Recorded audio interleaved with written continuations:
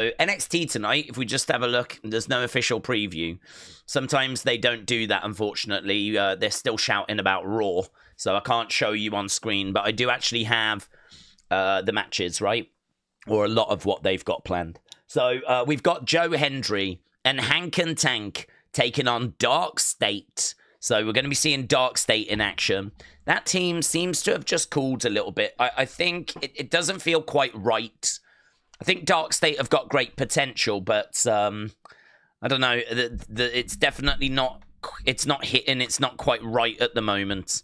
I think they've gone big. I think they've tried. I think there's definitely things I would do. I would take Cutler out, for example. Just leave it as the 3 guys. I like Dion. I like Osiris, and I really like Saquon. But Cutler, we've said from the start, just doesn't feel like he kind of fits. So I'm not sure about him. I think they need to flesh out their characters a little more, like who's the powerhouse, who's the leader, who's the technician. Like with the Shields, you always knew that Roman was the powerhouse. You always knew that Seth was the technician, that he was the wrestler. And it always felt to me like Ambrose was sort of like this kind of leader, but he wasn't really the leader. But he was the one that I kind of always looked at as being the guy of the group, if you will, the leader of the group, the mastermind of the group. I suppose that's the best way of wording it. Now, obviously, I don't know if that was true. I don't know if that's how they were meant to come across, but that's how I kind of interpreted it at the time. And I just don't know. I mean, obviously, we're still in the early stages with DarkState, so it's hard to say, isn't it? But I do feel like we need to flesh those characters out a bit more. So hopefully we can do a little bit more on that tonight. 25-man Battle Royal as well, I believe. Does the winner face Oba? I think the winner faces Oba. So I can't remember what that's for. I think the winner faces Oba at like Battlegrounds, but don't quote me on that. Giulia against Jordynne Grace is going to be a banger. I mean, Giulia against Jordynne Grace. I mean, that could close the show, couldn't it? Really, give that some time and really, like, you know, build it up. You could have had like a face-to-face little thing this week leading up to next week and done it next week. Like, that is a really good match. That is a match that I want to see. That is a match which feels a little bit like a Battleground-worthy match. I think like Mercedes Moné against Stephanie, when they did that in AEW. I sort of feel like Giulia Jordynne Grace would not be too far behind that in regards to it being on like a show of that size. You could do Giulia against Jordynne Grace. If Jordynne Grace was in AEW and say Giulia was in New Japan, right? You could do that as a Forbidden Door match. So I'm just making the point that it'll probably be somewhere in the show. It probably won't main event. It'll probably get a good amount of time, but there'll probably be a screwy finish. And it's like, I'd love that to just be, 15 minutes, let it cook, give us a clean finish. I'd even build it up for a week as well. I'd even have them do like a little interview thing this week and build it up to next week, but we're getting the match. Certainly can't be down on that. So Giulia against Jordynne Grace. And then Kelani Jordan takes on Zarya. So those are the matches that I've seen that have been announced. That's where we are. Let's get the speech thing lined up. Brony, hello. Let's see what is being said. Brony FN. Daze, if you were in charge, how long would you keep Trick in NXT? I'm expecting him to lose against Oba and then presumable Trick gets called up. I have no clue, but Trick seems to be bobbing along. It's difficult, isn't it? Because if I'm in charge on the main roster, I'm calling him up now. If I'm in charge of NXT, then I don't have a say. Really, it's down to Triple H and when he's ready for these talents. So if Triple H is ready for Trick, Oba, and these kinds of people, he'll call them up. They'll be in the drafts. Or he will have called them up like he has Fraxium and Roxanne and maybe Giulia. Giulia's in a weird space where she's sort of bouncing between Raw and NXT. I'm not crazy about that line being blurred. I don't mind it. I just think that old school was you was on either Raw or you was on NXT, and then you'd get called up, and it was a big moment, and we knew what brand you were on. Really, Giulia is an NXT superstar that is currently being used on Raw. That's how it feels. She might be a Raw superstar that's currently being used on NXT. Perhaps it's the other way around. But, yeah, it's a little messy, isn't it? I don't mind it because I do think they could use Raw as a way to promote NXT better. And I think one of the ways you do that is by showing off some of the NXT talent a little bit more. You know, you get good viewership on Raw, so why not use that to just boost the profile of NXT? I don't mind that.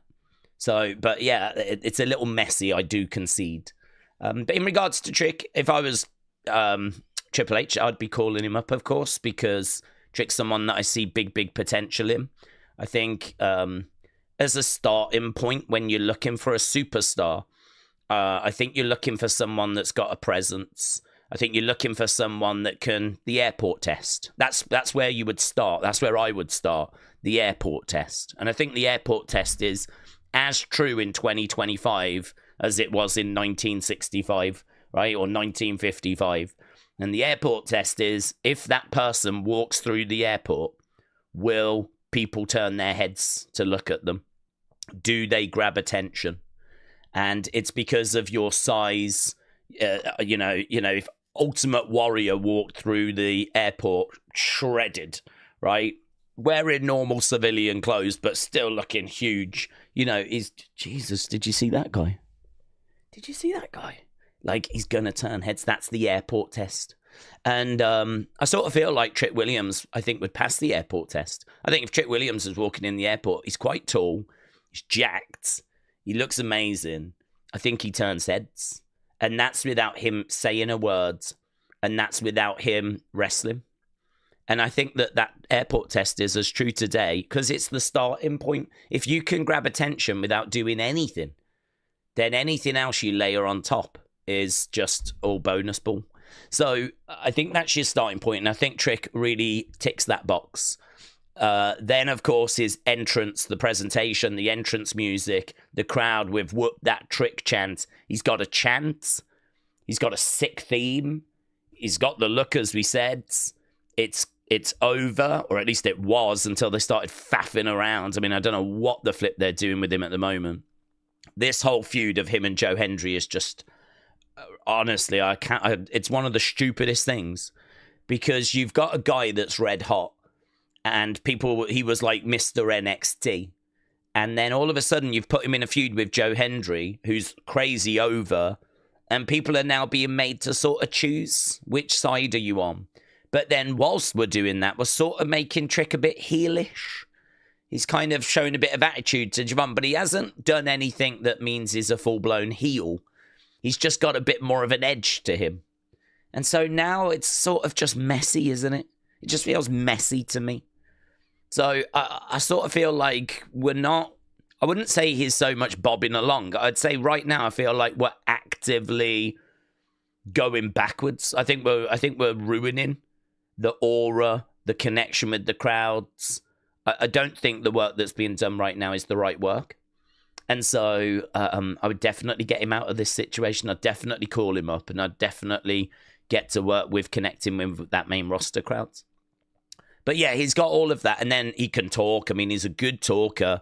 Very clear, very confident. He's got some good kill shot lines as well. Not loads, just the odd little bit. You can come out with something, you go, okay, yeah. He's got a bit more about him. I mean, I think he likes going to those kind of rap battle type things. I've seen him at those videos where, you know, I don't know what it's called, but it's where you've got two people and they're just kind of like cutting bars on each other, throwing insults and going back and forth like the kind of 8 Mile rap battle type stuff. They do that in America. They probably do it in the UK, but I've never seen one. But in America, I think that they're fairly common. And so I've seen him actually rocking up to a few of those. There's been some clips of him kind of standing there in the crowd. So I think he's someone that does think a lot about, and that's good. I mean, I would actually recommend that. I think a lot of wrestlers should go to those kinds of things, because I think if you want to improve your promo, you need to have a think about, you know, the kind of things that you can throw as an insult. Obviously, you got to keep it PG. It makes it a lot more difficult. But it's a little bit like being a comedian. You would watch other comedians. If you're a wrestler, you watch other wrestlers to improve your wrestling. You listen to their promos. But of course, why not just expand that? And then like go to, you know, events like where two people are going off on each other. Look to see how their delivery is. Look to see how they're structuring it, how they build to their insults. What are their insults? What are they based on? What can you take from that? What can you apply to your promos?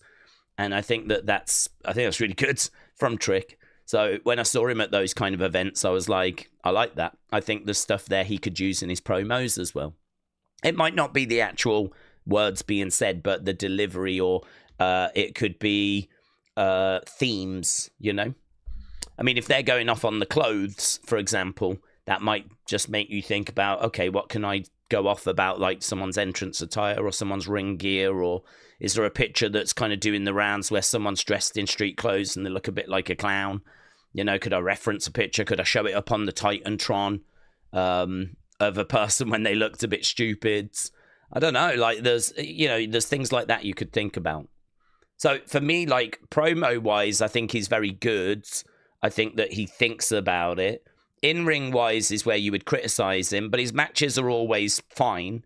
The criticism is that where's the 5-star matches, and I do understand that. He has had them. He has had some great matches, but it's always against great opponents like Ilya Dragunov, for example, right?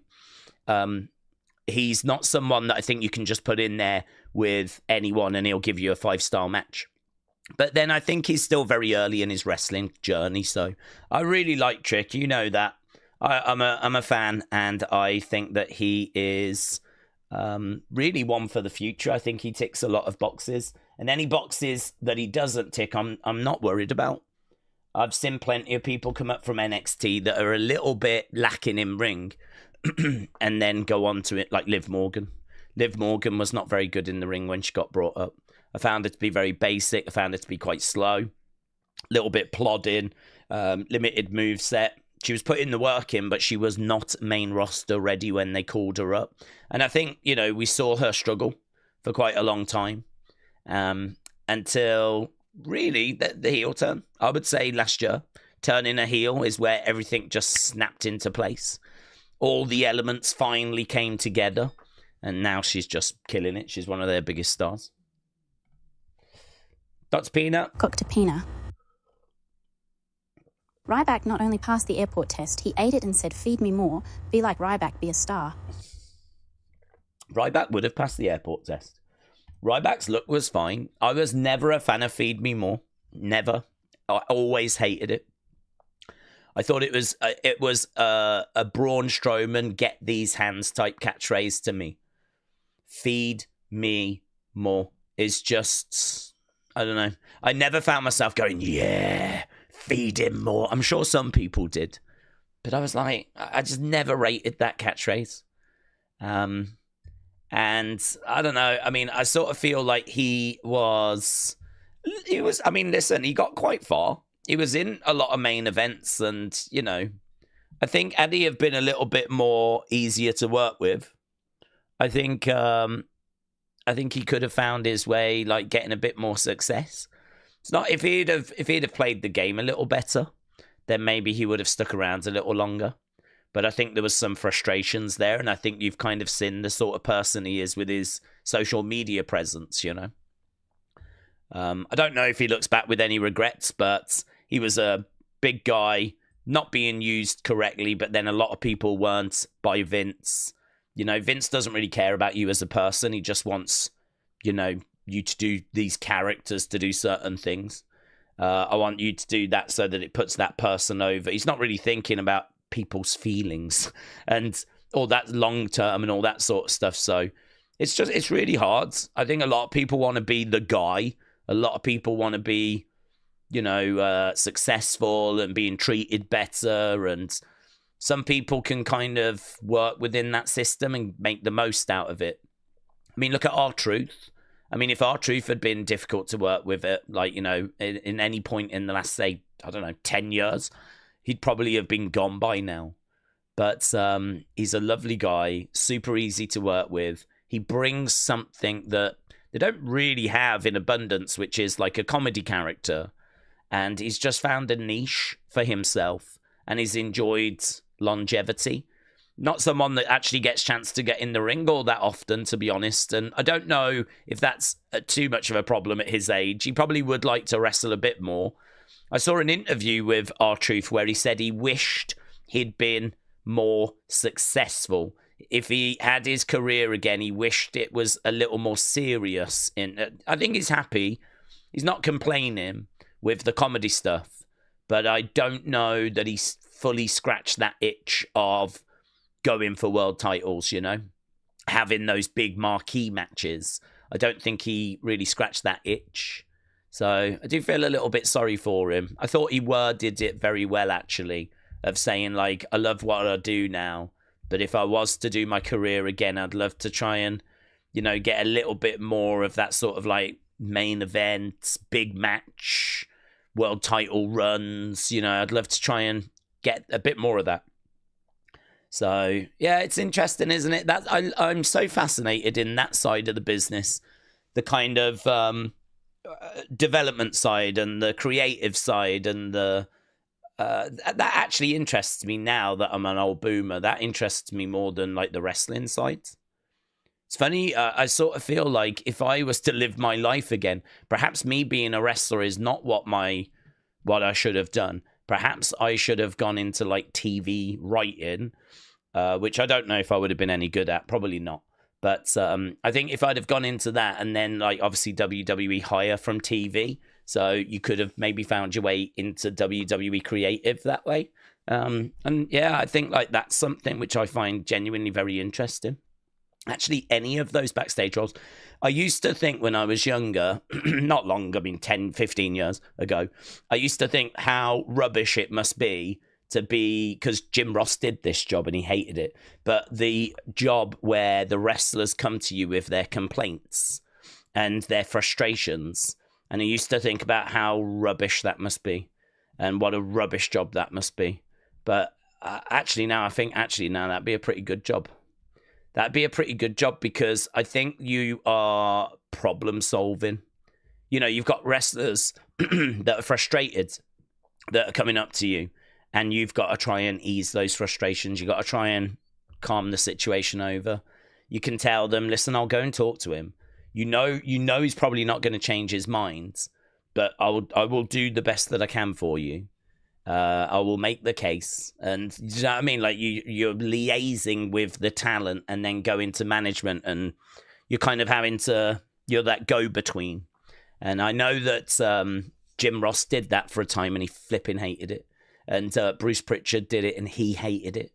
And John Laurinaitis did it for the longest time. I don't even know who does it right now. I have no idea who does that job. That kind of talent. I think Triple H is a bit more open than Vince. I think people can speak to him easier, so maybe that job doesn't exist, but I would think it does. I would imagine it does. I think when Sasha and Naomi walked out, it was John Laurinaitis that was doing it, because I remember hearing that they slammed the belts on his desk and said, we're done, and they just walked out. So I think it was John Laurinaitis in that role. But yeah, I kind of think I'd see that as problem solving. And imagine if you did solve some problems for the wrestlers, and they'd be like, I really appreciate that. And you'd be like, I did something good today. But to be honest, most of the time you probably wouldn't be able to resolve it. And then the wrestlers would just be giving you side eye back then like that. You were meant to help me. I'm like, flipping tried. Jesus. Leave me alone. I'm now having imaginary arguments with wrestlers. That's where we are now. T85. T85. How to make Truth more serious. Have Cena destroy him. Then that TNA Ron killing could get revenge on Cena, leading to a title match. how to make Truth more serious. Have Cena destroy him. TNA Ron Killings could get revenge. Cena leading to a title match.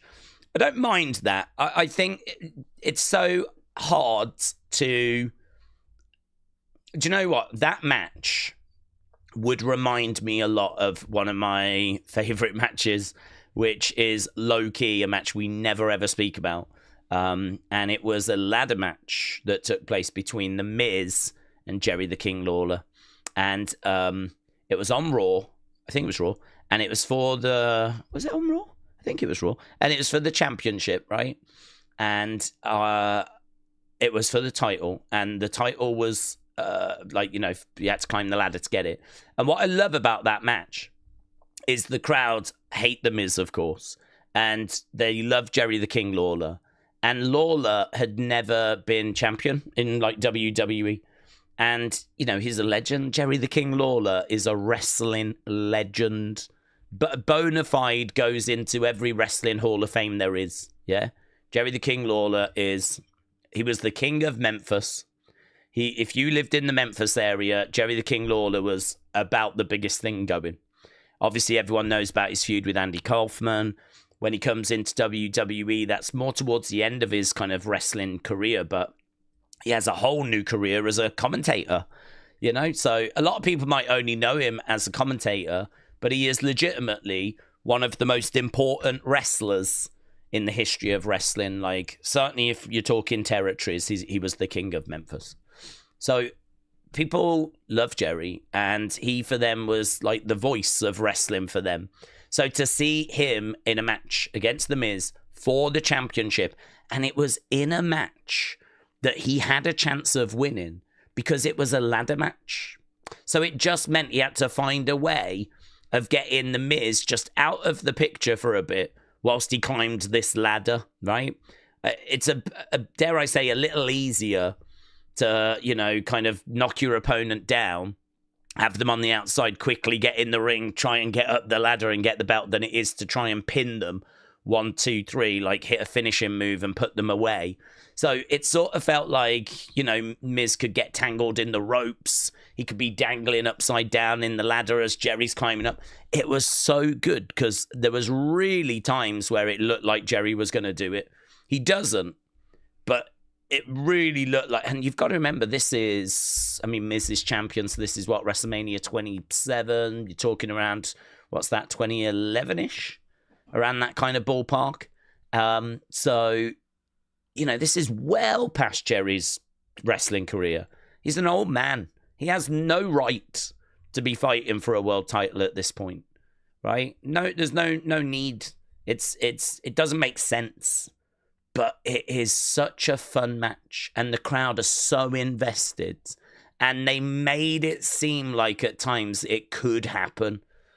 It's one of those where it was booked really well because there's no way that Jerry Lawler's pinning The Miz. Not at that stage in his career.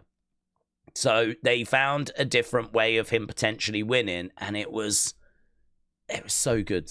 Honestly, it was so good. So I really enjoyed that match. I think that R-Truth John Cena match in 2025 would be similar because there's really no right for R-Truth to beat John Cena. He couldn't do it when he was in his prime. They had matches when R-Truth was in his prime. There's no way he should be able to beat him now. And plus also, he's a comedy character. So he's loved by the crowds. But he's a comedy guy. We've seen him lose match after match after match. He's the guy that goes in there and goofs around. So for him to get in with John Cena and try and compete for a world title is like, it's got no place existing. That is not a match that should happen. But it should happen because the fans would love it. They would be invested in it.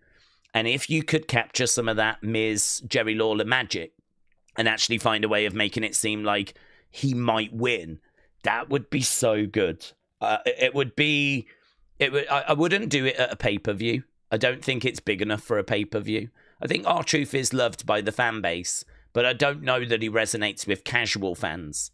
Maybe he does, but I don't know if R-Truth's moments are I don't know. If you're a casual fan, I don't know how long you've been watching.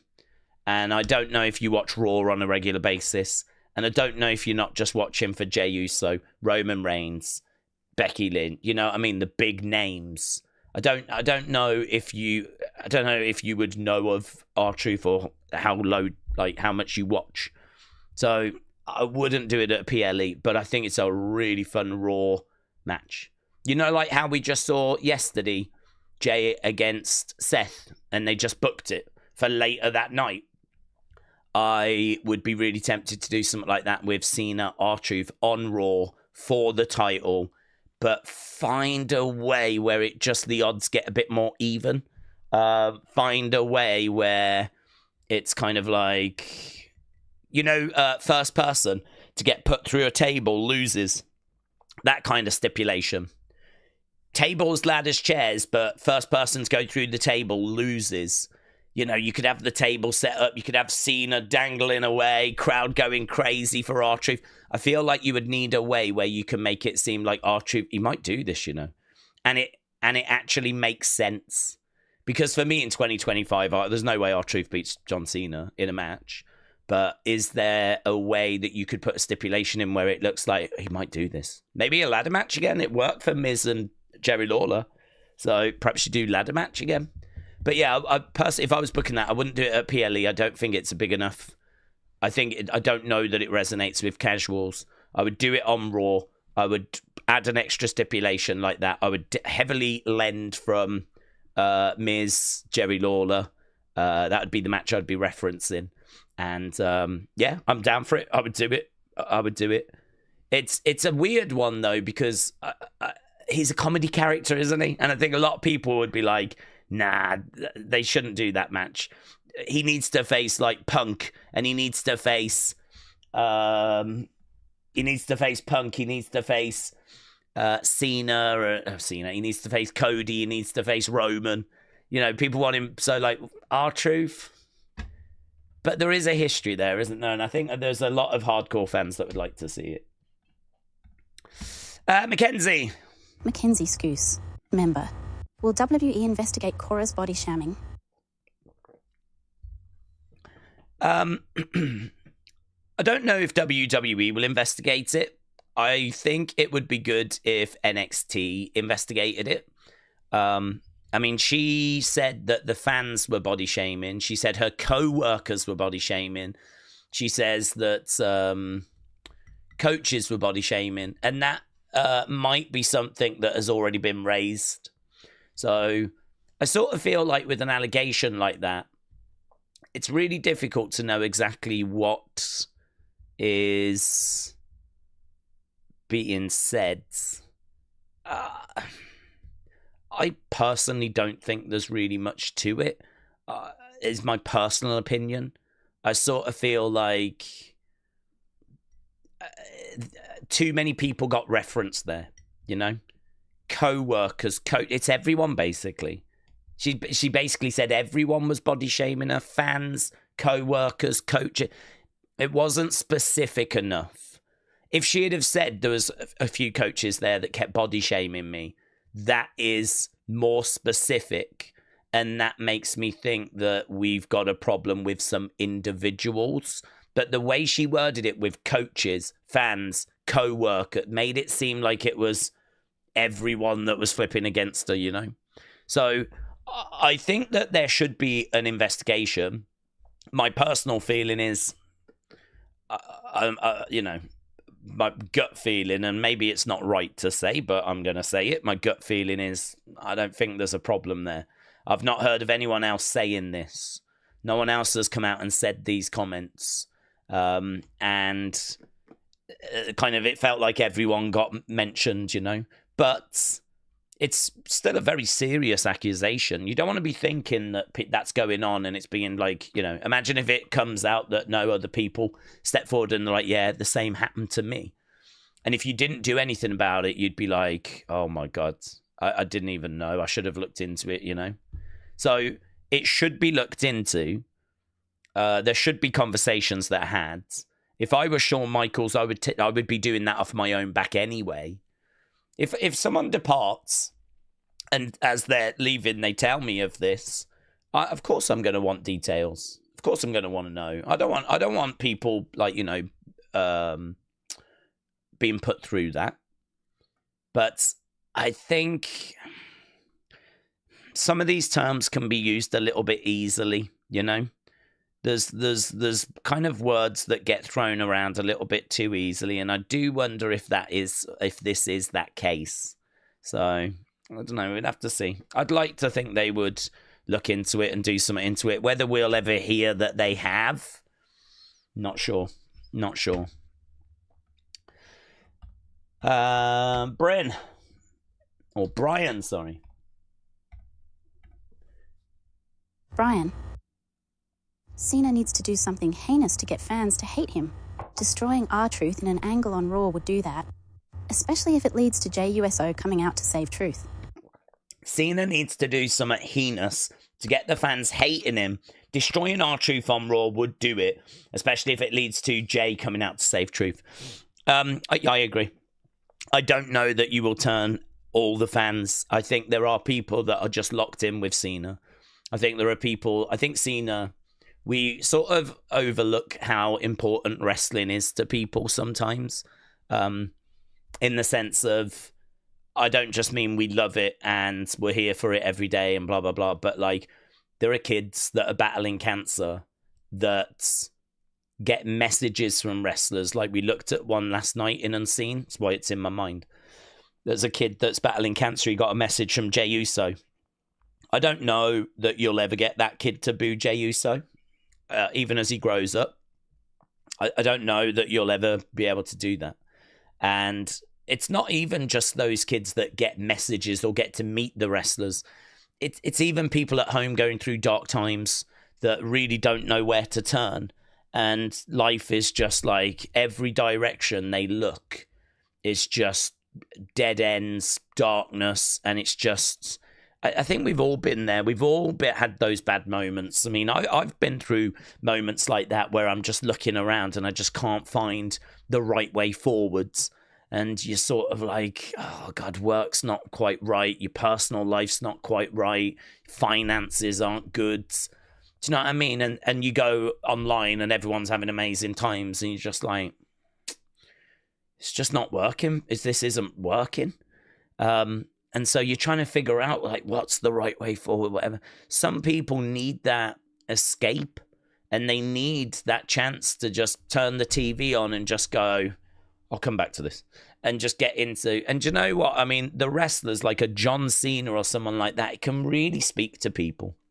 It can give them hope. It can give them guidance. Some people might look at John and, decide that they're going to start looking after themselves, get healthy, work out, kind of change their mindset, hustle, loyalty, respect. Maybe those words resonated. Sounds nonsense, but I promise you, we're not talking the odd person. We're talking thousands and thousands and thousands, maybe hundreds of thousands, maybe millions over his career of people that have had that kind of connection with him where he has spoke to them, touched them on a deeper level, more than just, I enjoy his wrestling. I enjoy watching him wrestle more than that.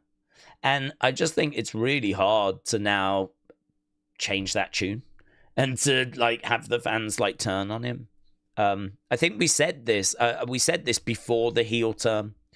People were saying about what if we turn John heel, because we were saying John Cena, Cody Rhodes, it's a shame there's not a monster heel that could be around, because face versus face, I know we've done it, but it's not going to be great for Cody, because who's going to want to boo John in his last year? So, Cody's going to go in. And to be honest with you, WWE, I don't think they thought this, but they must have had it in mind where they've looked at it as well and gone, well, face versus face is not brilliant for Cody, because there ain't really no way Cody's going to win that. The crowd are going to be with John. He's going for 17. It's his last year. It's his last WrestleMania. it doesn't take a genius to know the crowd are going to be with John. So we found ourselves in a situation where they've tried to turn him heel, but you heard that WrestleMania crowds. I heard that WrestleMania crowds. It was split at best, but it was more a pro-Cena crowd than an anti-Cena crowd. There was more celebrations for John than there was cheers. I think the heel turn has helped. I think it didn't hurt. I think it helped. It made it a little more muddier. But, I just think you've got people that just ain't going to betray him or turn on him because he's been there for them. He's already done stuff for them when they needed him. And they love him, and they're not going to, boo him. So I have to go back to what I've said. I think trying to do this heel run in 2025 was just not the right idea. I didn't believe in it before. I saw the turn. I was shocked genuinely that they did it. That moment of go back to Elimination Chamber, I'm shocked. I am legitimately shocked because I did not think they would do it. And they went down a road that I would not have gone down. And I ain't been thrilled with it. I haven't loved it. I don't think it was the right thing to do. I still don't think it's the right thing to do. But I do think that we are sort of past the worst of it now. Because I think if you can book it a little better, you could actually, it could be all right. So, for example, we're facing Randy in St. Louis. That's good. Because that's where Randy's from. That's going to be a very pro-Randy crowd. So that will work. I've got confidence in this weekend that it's going to work. But I don't know what you do after that. Because I don't know where we are after that or when his next match is or who he's going to face. But you can't keep facing people in their hometowns. And I think when we go to a more when we go to MetLife Stadium, I think that's going to be a pretty pro-Cena crowds. It really depends what we do between now and then. But I just think the average fan is going to be rooting for Cena. I do think, though, the fact he's now got 17 and that's out the way, I think that helps. There's not really a reason to keep cheering him because he's already broke the records. So I think that helps that he's not going for 17 anymore as a heel. And I think that, but there's still going to be very pro-Cena cheers when we get to SummerSlam. But I don't know, what can we do? Beating up R-Truth would help. I think, to be honest with you, we've just got to keep doing stuff that's just going to help. But again, to be honest with you, we're going to get to the point where we're just nudging more people over to hating him. And then we've got to turn him face again. Do you know what I mean? We've done this big turn. We've got people that are happy to boo him now, the average fan. There's still let's go Cena sucks chants. But I think we can do a bit more to nudge those people over to hating him. But eventually we're going to get to the end of the year and then we've got to flip in because I can't see him leaving as a heel. So I think then we've got to turn them all back again. It's just, I don't know. It's not what I was looking for, but it's got its pros and its cons. I don't want to be down on it and make out like it's the worst thing ever.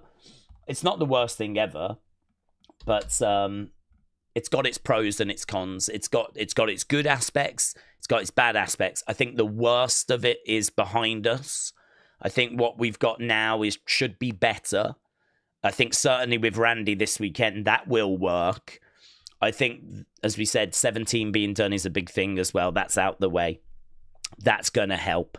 And, we'll have to see where we go from here. Maybe just take it a step at a time.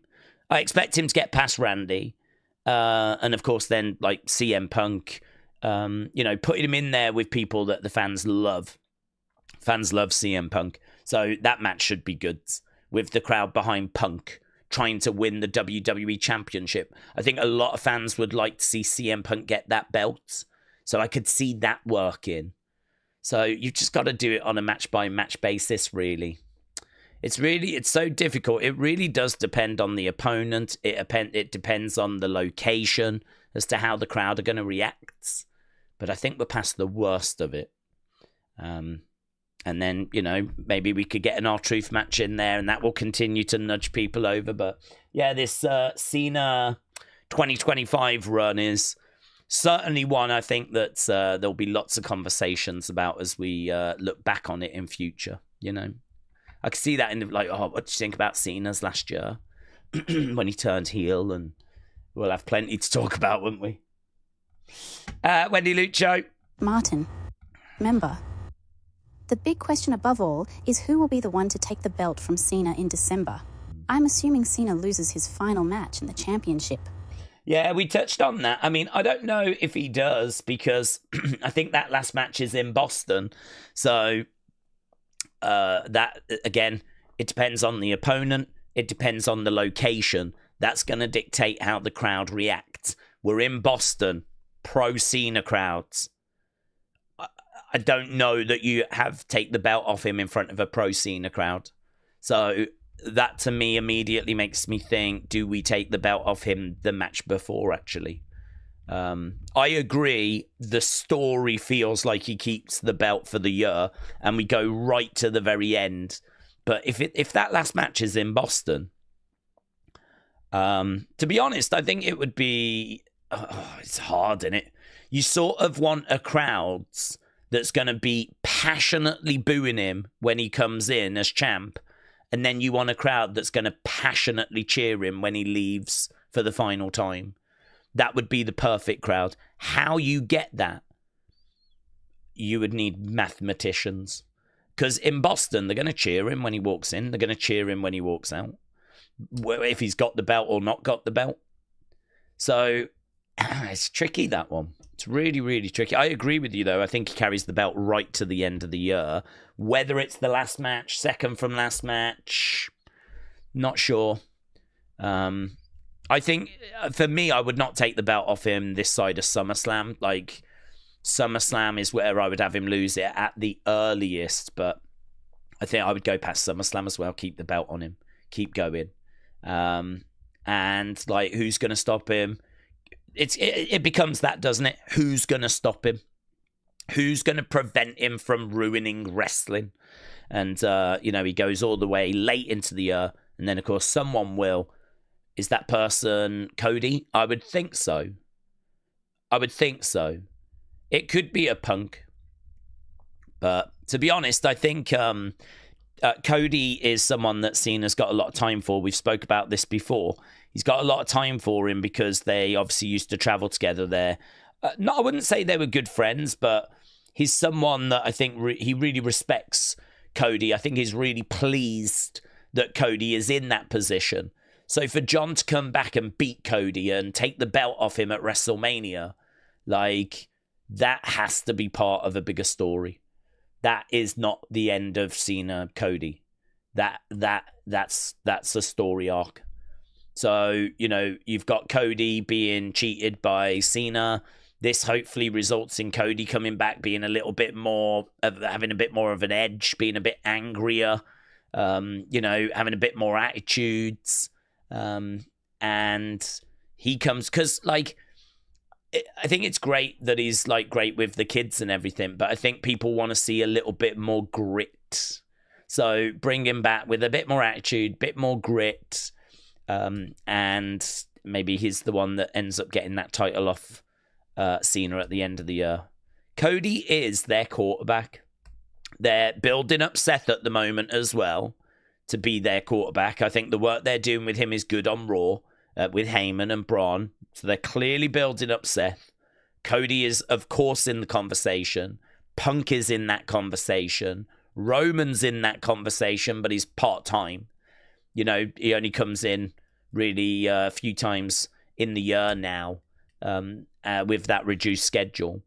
And so I really think that Cody is still that big player. Like, that's not it for Cody. It's not like Cody dropped the title and now he goes back to the mid-cards. He's their quarterback. He's their guy.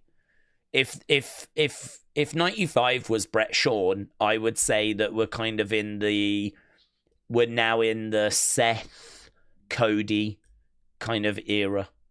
I think that Roman's time with the title and main event in night 2, that might be drawing to a close, because I don't think anything he does now is going to be as big as the Bloodline. I think the Bloodline story was what we remember Roman for. Shields, big dog era, where he tried to get over as babyface, didn't quite work, and then Bloodline. And, you know, I could see Roman going into movies. I could see his schedule getting even more reduced. I could see him being around, coming in, being that attraction, being a tag partner, being a mystery opponent, having another world title run. Definitely, but not on the scale of what we just saw.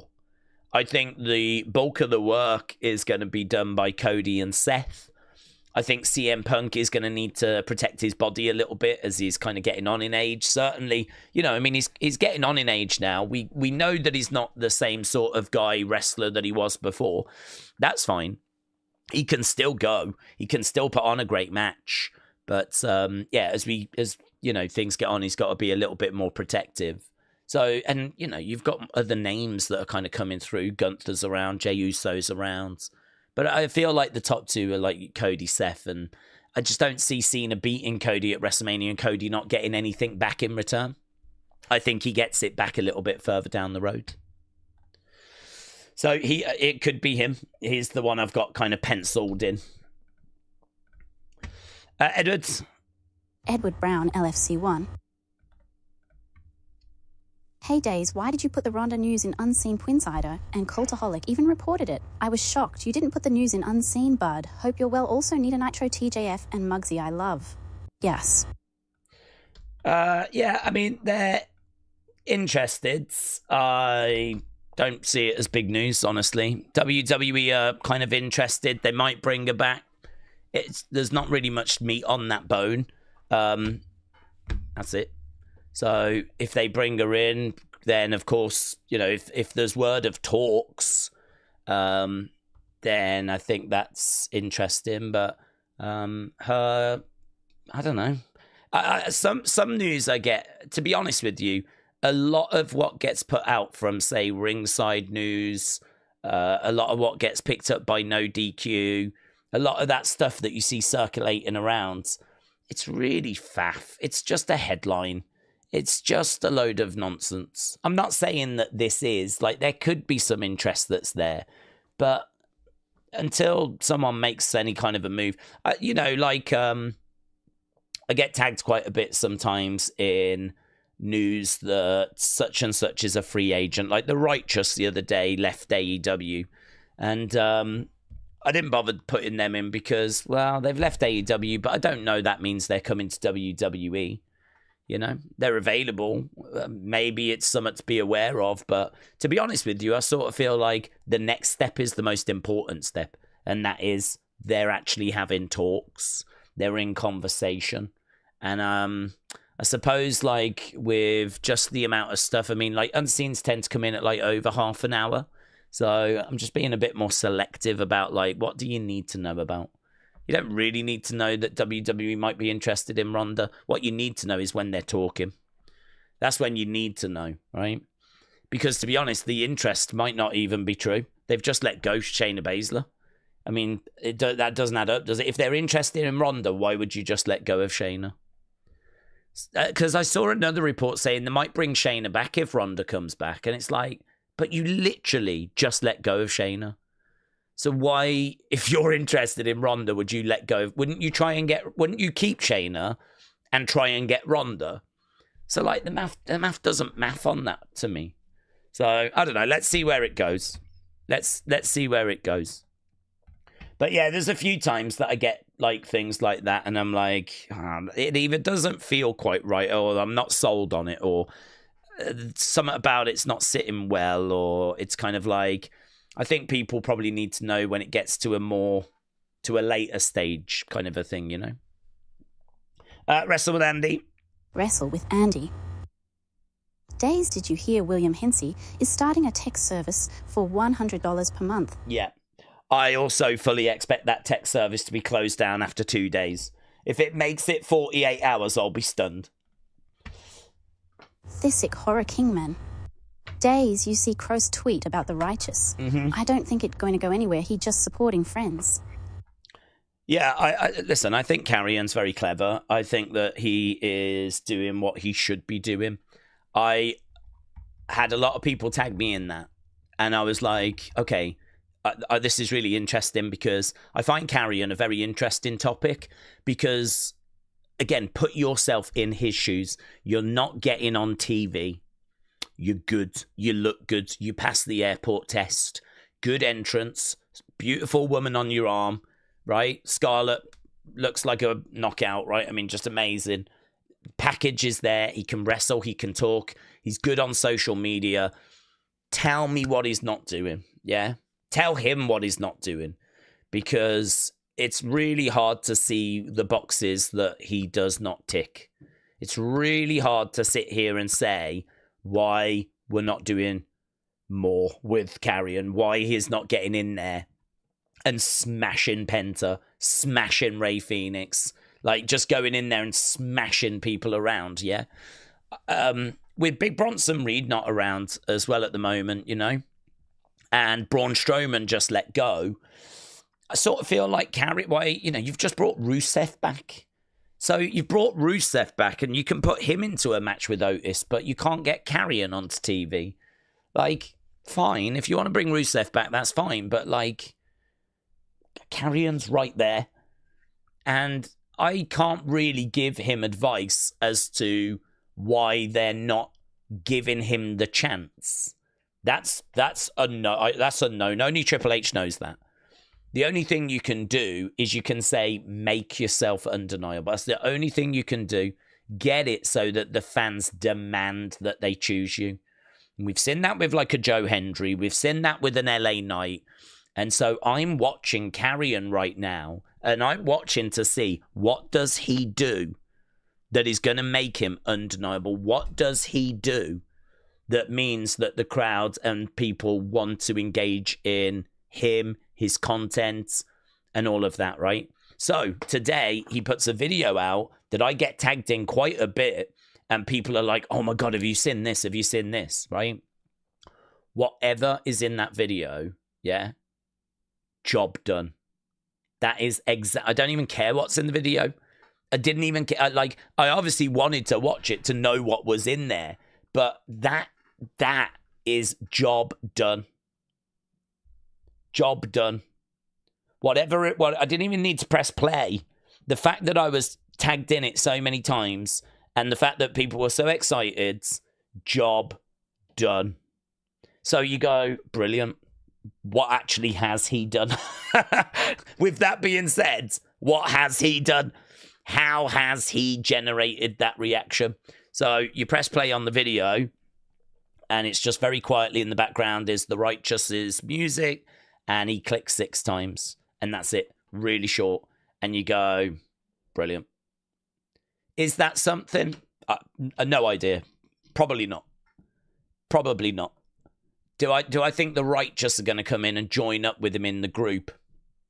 Maybe, but maybe not. I mean, 50-50 at best, yeah? But he is tapping into something that the fans would want. He is teasing something the fans would want. If it does not go that way, because he doesn't book, if it doesn't go that way, well, no harm done. You know, the only problem he's going to have is if that is not something that is on the cards, him teasing it and it not going anywhere will ultimately end up frustrating people. You can't keep doing that again and again and again. You can't keep going to the well and doing that again and again and again. But very good. I have no idea if that is the direction they're going in. The fact he's teased it and generated such excitement is exactly what he should be doing. Whether it's going to actually lead to anything, no idea. Absolutely no idea. But I was very impressed with the fact that, a 10-second clip of him sat in a hotel room with some music playing quietly in the background and 6 clicks generated such hype. And you just go, yep, tick, job done, move on. What's your next one going to be? What do you do next? you know, that will be interesting, actually, because does he tease that again? Do we get more little teases, little Easter eggs in there and little teases? Or, you know, does he change tact and, you know, does he start talking about Sammy again? I mean, on the show, he was talking about Sammy. It's only here that he's kind of teased the Righteous and 6 clicks. And obviously people are going to think, why at 6? So, yeah, I sort of feel like, I don't know, who knows if that's going to actually lead that way. But actually more important than that, I think, is how is Karrion generating a buzz? How is Karrion getting people excited? How is Karrion, like, really driving his brand forwards? And the excitement I saw today meant job done. Yeah, excellent. Really good. Brian. Let's see what Brian is saying. Where are we? Oh, we're nearly done an hour. God, that absolutely flew. Absolutely flew. Brian. Brian. Karrion's wanting a gimmick every wrestler dreams of having. However, the WWE don't want him to have the gimmick. Maybe they're fearful if he gets over, he'll be a nightmare to deal with behind scenes. Well, I mean, I would hope not. I mean, if there is like an attitude problem there, that is... WWE are never going to be fearful of people getting over. I don't believe that. Because WWE are a company that makes big stars. That's what they're trying to do. They're trying to make big stars. It's not like, oh, we've already got enough big stars, because, you know, your big stars can get injured. So they are trying to make big stars. And I don't think you ever get to the point where you feel you've got enough, because, you know, WWE want to have, you know, big matches for the mid-card belts. You know, you got Drew involved in that this weekend. I'd say a big star who's involved in a mid-cards title match. You've got Becky, who's going after the Intercontinental Championship. But, you know, we're putting them there because we're trying to build up Tiffany, who's the, you know, who's the bigger star, Tiffany or Becky? It's Becky. So do you put the world title on Becky? Well, no. Right now, the belt's on Tiffany because we're trying to build her. So WWE are always trying to build new stars. Jacob's coming through. Bron Breaker's coming through. So I really don't think that they're looking at Karrion going, oh, we can't run the risk of him getting over. If it's a case that he's got a little bit of an attitude problem, which I don't know that he has, I don't believe he has. But if it's a case that there's a little bit of an attitude problem there, then, well, to be honest, I mean, that is a separate situation, isn't it? That might explain why they don't want to push him too much, because when they do give him creative, he's got massive problems with it, and he's a massive problem to work with. But I don't know that that's true, because he did a promo about being a good soldier and how he's been a good soldier and how being a good soldier has not got him anywhere so far. So I don't believe that there's been pushback there from him.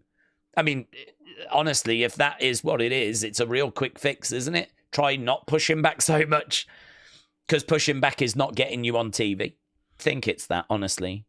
I think that he is just... He's not the person that they have chosen to get behind. There's others that they prefer, and that's fine. You have to understand that's going to happen. You know, you've got your fair... I like Sammy, right? I would want to get... If I was booking, I'd want to get behind Sammy. And I'd want to get behind Gunther. And I'd want to get behind other people, right? No offense, but a Joe Hendry is going to struggle a little bit if I'm booking, because it doesn't resonate with me, yeah? You know that I don't do the turning round and say his name and we believe and all that stuff, right? Because, I don't know, I've just never found a way into it. So, he's not someone that's going to be my priority. My priority are going to be other people. And honestly, Karrion may just be a victim of that. But what you have to do is you have to become undeniable. If I'm booking, I can't not use Joe Hendry because I can see all the metrics. I can see all the excitement. I can see how crazy people are for him. I have to use him. Otherwise, I'm being, I'm not performing my job properly. I'm not doing my job properly. I would have to use him, and I'd have to use him well. Even if I don't believe there's too many others that do. So I would have to use him. And Karrion has to build that, doesn't he? He's got to build that. He's got to build that side where you become undeniable. And, people get behind you and you just have to use these people. So it could just be something simple like that. It could just be something simple as like, well, you're just about 6th or 7th in the list. And I've got enough TV time for my top 5. And you're currently 7th. And it might just be something as simple as that. Big Time. Let's see what Big Time's saying. Big Time. Big Time Baxter. Member. Daze bully Ray on Busted Open said 2 weeks ago saw Shayna at the PC. Gave her a hug and talked about seeing in her... But she's not getting any TV time. Like, I can believe that, totally. I'll tell you, it's a downward spiral as well, because, I mean, you are training all the time, and you are... I would imagine if you're Shayna, you're going to, say, a WWE Worlds, or you do meet and greets. The excitement to meet you is probably a bit limited. You are someone that's kind of at that biggest company. It's weird, isn't it? You work so hard to get to the biggest company, and then some people get there, and I bet they're disappointed. I bet they're frustrated. I mean, we've heard of so many frustrations. You just sort of, in the ideal world, you get to WWE as a wrestler and all your dreams come true. It's crazy, isn't it? It's just not always that way. In fact, I'd say it's rarely that way. More people get signed by WWE and get cut at the PC level, the NXT level, or they get called up and then don't get used and get cut level. More people go through that than go on to become, big stars that are used on a regular basis. So it's like Shayna Baszler is someone that got used on TV a lot, I think she came up around 2020. So she was on the main roster for about 5 years, but very quickly kind of fell down the pecking order on the main roster. And just, it must be so hard to be a fighter, be trained, keep yourself in good shape, keep learning new stuff.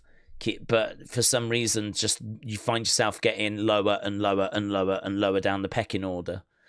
And it's just such a shame they could not find a place for her to shine.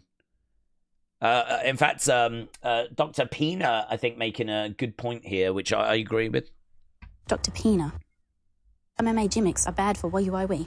Having a real fighter shines one the not real fighters, aka sports entertainers. Also RNC for a finish. Shayna wasn't trying much. So MMA gimmicks are bad for WWE. Having a real fighter shines one, the not real fighters. I don't get that bit, but sports entertainers. Yeah, this is sports entertainment, and coming over from an MMA world means that you do have transferable skills, but it also means that you do not have transferable skills. For example, coming down and interacting with the crowd. MMA fighters come down to the ring and they are locked into their opponent. It is a sport. Doesn't matter to them if the crowd are there or not. I mean, it obviously helps if you've got a crowd and they're supporting you, but really it's like a boxer. Your focus, it gives a flip about if the crowd are booing you, cheering you, whatever. You are locked in. Your job, what you train to do, is get in that ring and win that fight. The noise outside is irrelevant. There could be one man and his dog there. It would make no difference whatsoever, right? You are trained to beat the person standing in front of you. That is MMA, that is boxing, that is competitive sports. That is not the world of WWE. with WWE, it is as important to focus on your opponents as it is to focus on the crowds.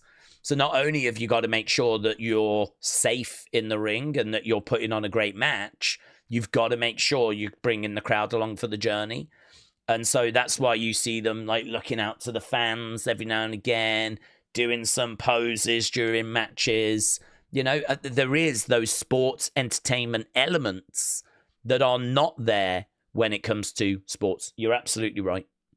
So, but there are also transferable skills, like actually grappling with people like Shayna was doing, submission holds, you know, all of that stuff. Bring in some of that MMA, some of those MMA aspects over. I mean, a rear naked choke is perfectly fine. And if you can get it over as like a deadly move, that's fine. I mean, like we saw Undertaker with like Hell's Gate, which is basically like a triangle.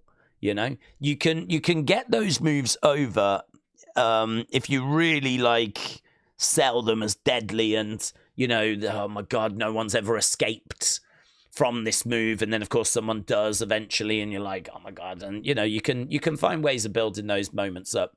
I'd say they're transferable. But it's one of those where there's definitely elements that also are not. And yeah, I think with a lot of MMA fighters, we see them struggling a little bit on that other side. Do you know who was pretty well-rounded, actually? Would probably be Riddle. Riddle had his flaws, make no mistake about it. But Riddle was someone that was an MMA fighter, but he also had a personality. He was very charismatic. Dude, bro, you know? He was very charismatic. I mean, you take away his personal problems, you take away maybe some of the excessive drug use, right? Take away like all the personal issues that tended to kind of follow him around, and you know, tweak a few things here or there. I think you've got something really good with Riddle. Crowd were into him. I think that the shtick was wearing a little thin. I think WWE were guilty of just running the same joke on repeat with Riddle. And I think that kind of wore thin. But yeah, he was definitely someone that had great potential. And he came over from the MMA world. So it can work, but again, there's transferable skills and skills that aren't. And it's going to come down to what have you got? What can you develop? What can you learn? Brian. Oh, I think we read that one from Brian about Karrion. Let's go down. Uncle Rebel. Shout out to you, buds. Uncle Revel. Member. With Theory and Waller on the road to breaking up, do you think Theory is in danger of being Marty Jannetty'd in this situation since he'd be the face? No, I don't. It doesn't matter if you're the face or if you're the heel in that group. It's not like it's always the face that's going to be the guy left behind. No, in this case, I don't think there will necessarily be a Marty Jannetty, because I think the Theory I think could work well as a face. I think that his in-ring for some reason is a little bit not very exciting. It's a bit flat. He's got a good physique, and I think that he is someone that needs to he needs to find that missing X factor, and he's not found it in this tag team. He didn't find it when he was on his own. When he was on his own, he was largely heel.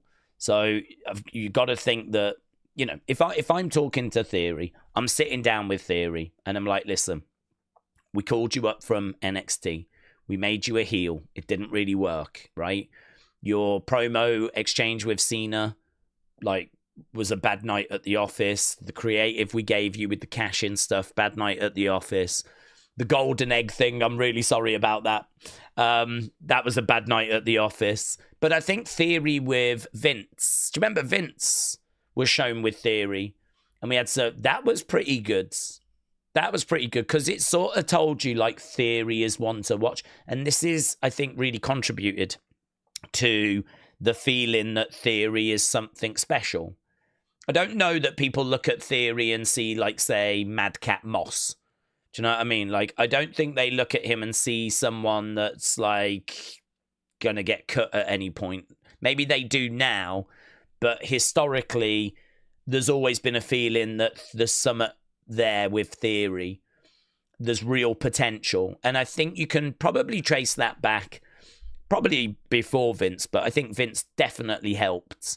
Him being on screen, backstage, regular basis with Theory, basically saying, this is the guy. This is someone I want you to be aware of. Probably hurt Theory at the time, but also helped raise his profile, yeah? So if I'm sitting him down, I'm kind of going, look, overall it didn't work. So we put you in a tag team, yeah? It's not worked. You guys aren't ripping it up with your matches, not finding that, you're getting enough of a connection with the crowds. To be honest, I'm not seeing anything out of you when it comes to social media. And this is competitive. This is, you've got to fight, you got to work. This is, even though you're in the WWE system, like, I suppose in a way you've got to think of yourself like a boxer. You know, you're a boxer, you are, competing in boxing, so you're in boxing, but you are also your own entity. You are responsible for promoting yourself, creating your own buzz. Like, WWE are going to help you, and they'll, show off your backstage promos, and, we can do little interviews with you that we can put on YouTube, but they can only do so much. You've got to create content yourself. Look at Karrion today. 10-second video, click 6 times, righteous music playing, generated some buzz. Don't see any of that out of Theory. Don't see any of that out of Grayson, to be honest.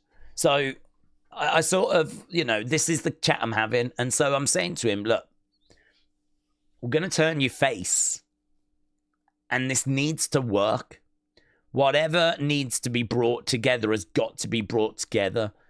Your promos have got to have bite. They've got to land.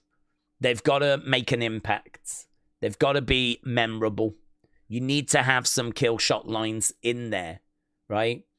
And you need to kind of up your game when it comes to your promos. They need to be more impactful. In regards to your matches, not as worried about those, but again, we need that to be brought together. At the moment, your matches are like 3 stars, 3.5 stars. You've got to be delivering some 4.25, 4.5 type matches. You need to get some of those sprinkled in. Not week in, week out, but just enough whereby, do you know what I mean? You can grab some attention. Mix those promos in with those matches. You've already got a great physique. We'll make sure that we give you some really good entrance music. And let's get to work. See what you can do on social media. Like, this is your time to shine. Like, that's the kind of conversation I would be sitting down and having with Theory. And, it's easier said than done. It's easy to sit there and go, oh, can you just do better promos? Can you just do better matches? Like, it's easier said than done. But WWE is a giant machine with a performance center and promo classes and producers and legends and people that can help structure your matches. I mean, any problem you've got, there are at least 10 people you can speak to. Do you know what I mean? I mean, here's a wild thought. How about you go to the performance center on, like, your time off? Wrestlers don't do as many house shows anymore. So why don't you just, off your own back, go to the performance center? Grab Shawn Michaels, see if you can join in with some of the promo classes, work, develop. Do you know what I mean? That hunger, that fire, it's got to exist. I believe it exists. And like this, I mean, this is, I struggle to believe. I really struggle to believe that you can be a pro wrestler.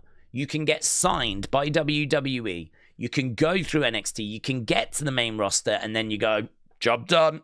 Oh, that's me done. Oh, yeah. That is unfathomable to me. Unfathomable. But according to Triple H, that is what happens. Triple H said in a recent interview, you wouldn't believe the amount of talent that I see that comes up from NXT that then starts doing less work. And it's like, he said that during WrestleMania week in an interview. You wouldn't believe the talent I see that comes up and then, you know, they take their foot off the gas because they think they've made it. And you're like, no flipping way. The work starts when you get to the main roster.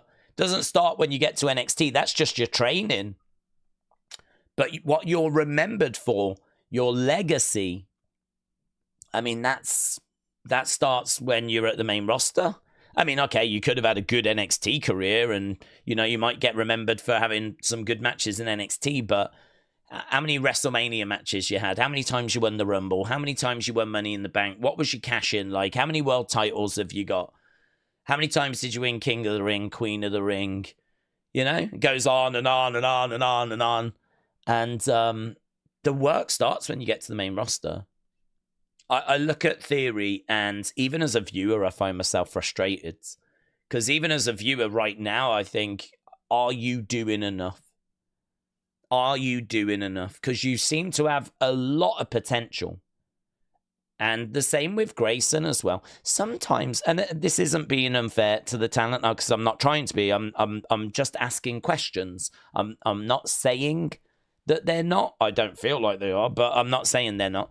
I'm just asking questions. But another question I would ask is, like, where's Grayson Waller as well? We don't see much from him from social media. And is that because they are worried of doing something wrong? You've got to bear that in mind. Are they worried about doing a wrong step? And that actually prevents them from making the right step?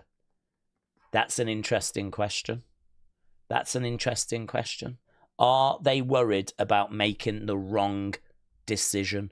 They could put out a tweet, a clip that could derail their careers. Karrion said that he senses the crowd are with him, and he said, I feel like it's really fragile. It's like, I feel like it's really fragile right now, and I don't want to break it. I don't want to ruin it. He said that in his documentary. And I get that. I really get that. I can understand it being like, I've got something here and I don't want to lose it. What do I do? And maybe not knowing what to do, and maybe not wanting to jeopardize it. So it's kind of like analysis paralysis, you know, where you've got so many ideas and there's so much you could do, but you decide not to do a lot of it because I don't think that's the right way forwards. And maybe like you get to the point where you just kind of like, I can't even see the right way forward now, you know? It's so easy to sit and go, do a better promo, do a better match, be more active on social media. What does that look like? And how can you do it in a constructive way to drive your brand forward, your character forwards? And maybe some of it is they don't want to do that because they're worried that they might actually go backwards. They might actually ruin something, because in the early stages, getting over with the crowd, it could feel quite fragile, you know. But what I would say with Theory is that I don't even know how much of a connection there is there at the moment. I don't know that there's anything that fragile he needs to worry about. Maybe there can be a little bit of throwing stuff at the wall and seeing what sticks, you know. There is a degree of that happens in wrestling, throwing stuff at the wall to see what sticks. Dean said, you make it sound like Theory could write his own promos. Isn't that what the writers are for? I'd be telling the writers' room to make him look like $1 million. Well, yes and no. I mean, he gets given a script and then he can have feedback on that script. So there's people that they allow to just go off and write their own promos, and then there's others that they script them for. But he, of course, can go out there and he can give feedback on those promos, and he can come forward with suggestions. I mean, this to me is a really good example, actually. Are you going to be someone that turns up to the show, is going to be given a script and go, yep, go out there, do it, and it might work, might not work, could be good, could be bad, but you do as you're told, good soldier, yeah? Or are you going to be someone, which would be more like me, where I've got ideas that I've already come up with, that I get given the scripts, that I read, and there'll be a lot of elements there I'm sure will be fine. But if I don't feel like that final line has got enough punch, If I don't feel like there's enough in there that is going to impact, then I'm knocking on the door to the talent relations person. I'm going and speaking to creative. I'm trying to be a bit more... it's a balance, because I'm not trying to be a nuisance. And if I am told to go away, I go away. But I am thinking, like Karrion does, about what do I want to say? What do I want to bring to this feud? I think the way that you kind of get to do your own promos is you show that you are invested, you are interested, you are creative, you bring ideas, your ideas are good. Like, you can only do that if you do that. And so I would do that. So you are correct in that there is only so much freedom that is there. But I would then also counter that by saying, well, I would do those, but I think you have all the freedom in the world when it comes to social media. You might have to get it signed off somewhere. I don't know that you can just record and upload.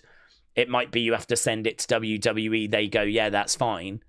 And then you upload. I'm not sure of the process, but there ain't no one scripting your social media promos unless it's obviously something that goes out on the official channel, or they maybe wanted something said, or it's like on Raw recap, or, you know, like Raw talk. Some of that might have been scripted for them. But there is obviously freedom outside of the show.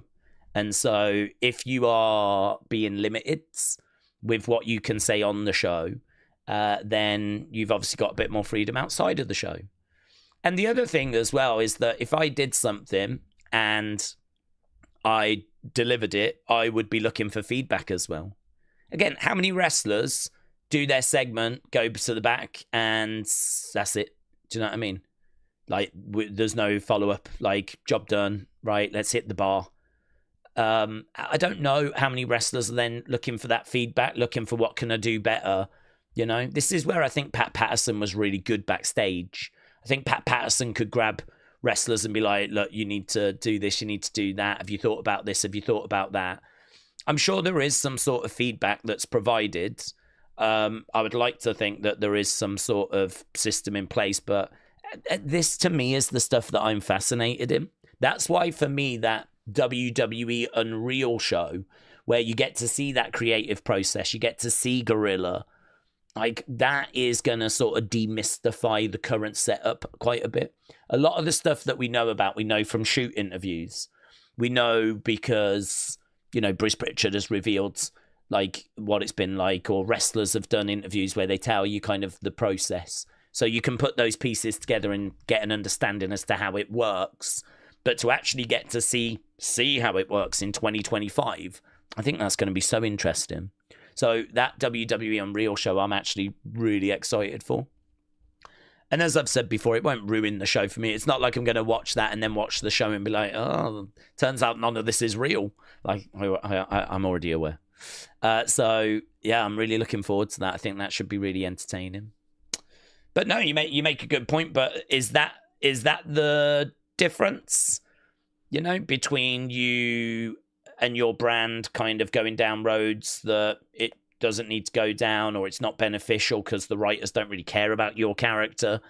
You know what I mean, the last thing they wrote for, we have to do Roman first, Punk, and by the end of the day, okay, let's get that person's done. And do you know what I mean? It's just not quality. So do you just do that and find that you just go, or do you kind of push back a little bit, but again, in a way that's political? Big Time said, you make a good point about how much it does also have to do with wrestlers not having the time. The sleepless nights, the catching early flights, the family time, the paying bills. Oh, yeah, I mean, work-life balance, 100%. But my counter to that would be, back in the day, wrestlers used to work hundreds of matches a year. Now they do not. You know, now the setup is that you work Saturday, Sunday, Monday, and that's it. And then, of course, you've got your travel days and you've got your life. Now, of course, you've got to have a good work-life balance. I understand that. I appreciate that. But equally, I don't know. I mean, maybe I'm just from a different mindset. I mean, you guys know how much I do these streams and how much I, try to provide content. And even when I'm not around, I'm working on Unseen, or I'm working on quizzes for the members game, or I'm, reading reports and whatever. My dad works away in a hotel and has done pretty much my whole life, like Monday, Tuesday, Wednesday, Thursday, Friday. There's some weekends he won't even get a chance to get back home, so I won't see him for a few weeks. And then he'll come back home and he'll spend a couple of days back at home, and then he's back at work again. Like, I don't think our family's work-life balance is probably the healthiest, but that's the environment I've been brought up in, is like, you put in the shift, you put in the hard work. And again, if you enjoy what you do, then it doesn't really feel like work. But I admit and agree that, is that a healthy way to live life? Is that a bit too excessive? I'm not sure. But what I do know is that there are people out there that are clearly do that, and there's people that work even harder than I do and longer than I do. There's people that have 2 jobs, 3 jobs. Do you know what I mean? Life's hard. I mean, I just think that if you are going to do the 9 to 5 bare minimum, others won't. And you might find those others getting opportunities that you don't. Is that fair? I don't know. Probably it is. To be honest, probably it is. Probably if there is someone that's going to turn up, question the script, provide ideas, go to the performance center, put in some extra work, go above and beyond, and they're going to do that when others aren't doing that, then yeah, I do think those people should get more opportunity. I do think that the work you put in should be reflected in the opportunity you receive. So yeah, it's a balance. It's hard. Wrestling as a profession has always been hard. When you hear, heard Stone Cold. Stone Cold was on a podcast the other day, and he was like, all these people that say wrestling is fake, how about you try and do the life? How about you try and do the life where you're on the road 5-6 days a week, and, you're going from town to town, gym to gym. You lot in UFC, you have your training camps, you do your fight, you get to go home. That's not our life. How about you do that life, and then you tell me how fake and easy wrestling is? And I was listening to that, and I was like, it's a good point, but I also don't know how relevant that is to 2025, because I also don't know how much wrestlers in 2025 are doing that. House shows have been greatly diminished, greatly reduced. That we do not do the amount of house shows that we used to because they weren't profitable. So now you can't say that so much. Like, now they work 3 days a week, and of course they have to travel, and of course they've got families, and of course you can say, well, they shouldn't have to go above and beyond that. But I sort of feel like, well, okay, are you maximizing your time then? I mean, are you finding ways of? I mean, what about Drew? Drew's got a wife. He was still in the running for Social Star of the Year. Drew made it work. I don't know if Drew's got kids. That obviously changes things. And we heard about how Ray was a deadbeat dad because he was never there for Dominic. And I understand society wanting to not put wrestlers in that situation. But I'm sorry, I'm not buying it. I'm not buying it. I'm not buying the fact that, they already do enough. They already do enough. It's like, no. No, I'm not having it. Like, work-life balance is important, and they've got to make sure they've got it. But I'm not going to tolerate the fact that you can't put stuff on social media, or that you can't question stuff behind the scenes, or you can't do that little bit extra. I ain't buying that. And not when I consider where the business was compared to where it is right now. When they used to do, like, flipping house show every day. Some days they would do 2. I mean, honestly, the business was, it was too much back in the day. It was not healthy, and, wrestlers' health suffered, and we've heard a lot of early deaths in wrestling, and it's right that we readjust that. But I think that at the end of the day, you have to be responsible for your own brand. And at the end of the day, if it's not working, you've got to find a way of making it work, haven't you? Otherwise, you run the risk of getting cut. you run the risk of parting ways with the company. And then maybe you'll wish that you had put that extra work in if that happens. And I'm not saying that those that got cut didn't do that. You know, I'm not making any kind of suggestions. But I'm just saying that I do think the wrestlers have to take some ownership here. I don't think if anyone's under the impression that, you know, WWE is this evil corporation, the wrestlers are, you know, perfect, they're not to blame, there's nothing they could have done, I don't agree with that. I think we've just sat here and listed quite a healthy list of things that can be done if you're a wrestler to try, and stuff that I see Drew doing, stuff that I see Karrion doing, stuff that I see Chelsea Green doing. Look at Chelsea. Look at the work Chelsea's doing. You know, Natalia's very active online. There are some that I think embrace it, and then there's others that don't. And honestly, I think that's the truth. Brian said, house shows might not be profitable in the here and the now, but they are an opportunity for a family with kids to go to live events without it costing a mortgage. Where's fans going to be in 30 years? I agree, actually. I think that there is a business argument for house shows, even if they were just losing a bit of money. I don't know if they were profitable or if they were just making a little loss, but I don't think they were losing sizable amounts. I do think, though, again, just to restore the balance, because I don't want to paint myself as being some evil corporate overlord, I do think that the balance was wrong in the past, where we was working the wrestlers too much. And I think it's right we move away from that. And I think it's good where we are now. I think you're right. It's good to get some house shows done. I think they do a pretty good job of doing like Saturday, Sunday on a regular basis. But I think I'm right in saying there was a period of at least 2 months earlier this year where there was none. I think there was a period of like January, February where we didn't have any house shows. Maybe historically, post-Christmas, data says it's not a good time. You know, January, people are looking at how much they spent in December and are maybe thinking, oh, you know, maybe it's not a good time for house shows. So I don't know. I mean, without looking at numbers, it's hard to say. But what I do know is, you know, there was times where wrestlers were hitting nearly 200 matches a year. And, you know, obviously you can imagine the amount of travel that would be involved with doing 200 matches a year. Like, that's a lot of travel.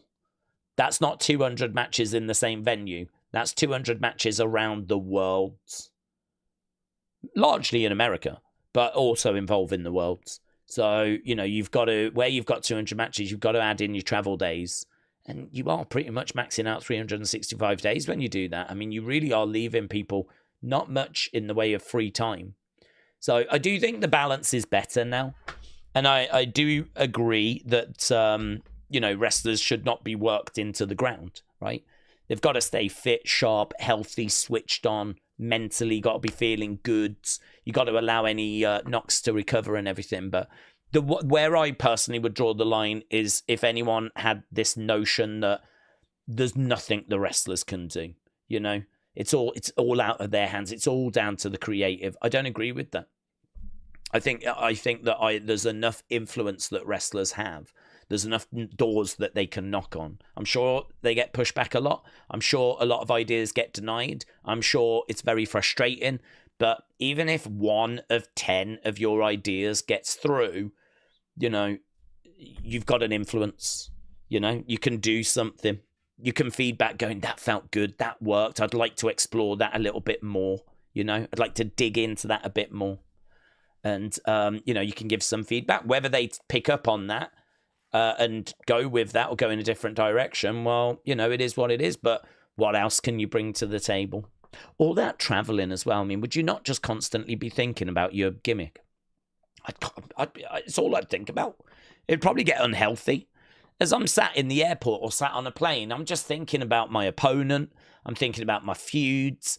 I'm looking online to see what people are saying. I do a lot of searching of my own name. I mean, I don't now because I'm no one, but if I was a wrestler, I would be searching to see what people were saying.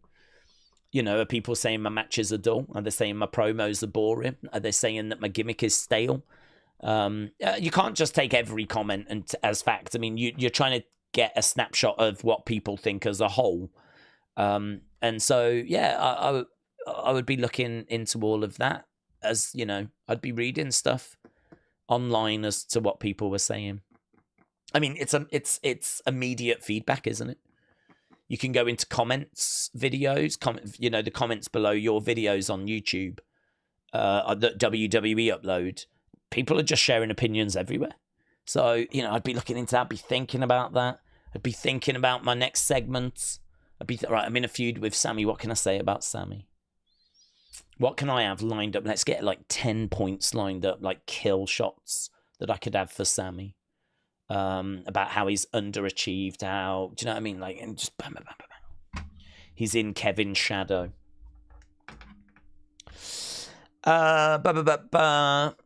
SmackDown is soulless and The Rock knows it, says Odyssey. Alex said, I would love to watch Dragon Lee wrestle. He should have been in NXT a bit longer. Mackenzie said, who will be a surprise call-up from NXT?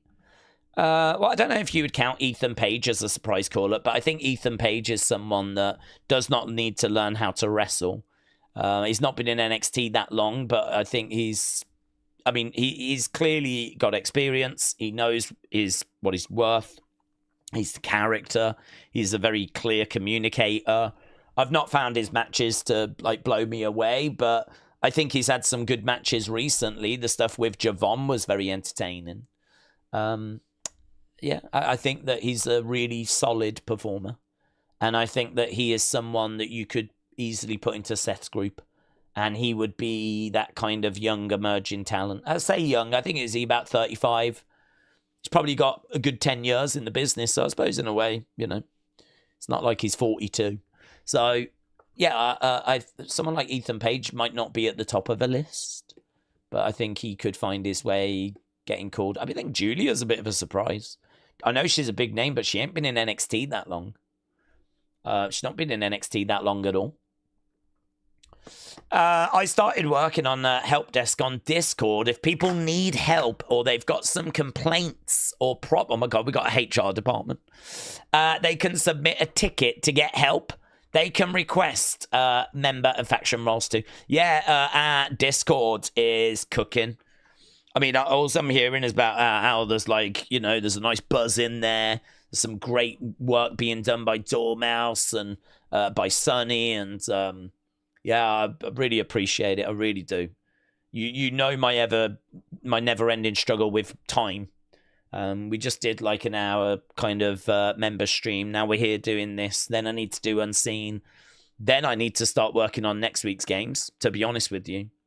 What I've done for the faction game, the members games, is I've now got a table that's got all of the dates for when we're going to be playing the games. And I'm now starting to fill in slots right, what's the faction game next week going to be? And have I got it ready? What's the game after that? Have I got it ready? So I'm trying to flesh that out now. So my hope is that over the next 2-3 weeks, I can really flesh that out and get a bit ahead of myself. I'll feel a lot better than when I do. I'll feel like that's at least under control. I've got a good few weeks worth of games lined up. I'll feel happier then. So, a lot of my spare time's going into that, building that at the moment. So, we're doing streams, we're doing Unseen. It doesn't give me much free time. I'd love to be jumping into the Discords. But it is, I keep saying it, it's by the community, for the community. It's where you can really get your thoughts out as well, lengthier, and have good conversations and chat away. So, yeah, use it if you're not in there. Right, Odyssey. I agree with you. The ring is not as it used to be. It's a family business. Only remember the old way of SmackDown. The true fun of SmackDown was taken away a long time ago, said Odyssey. I think that there's obviously a bit of churn as well. So we've got a new head writer, haven't we? Road Dogg coming in. It's going to take him a while to get settled. I think obviously once you're in and you're in the rhythm of it and you have got the pieces that you can play with, I think that we might be able to get some good stuff. I think SmackDown last week was not a good show at all, and I think we go into this week's SmackDown, probably a little bit apprehensive. It's a go-home show. We do have John Cena, though. Take the Cena segment out. I'll be very interested to see what the rest of the show looks like. SmackDown being 3 hours doesn't help either. I think we've seen enough now. I've seen enough to know 3 hours is a challenge. We used to say that when Raw was 3 hours.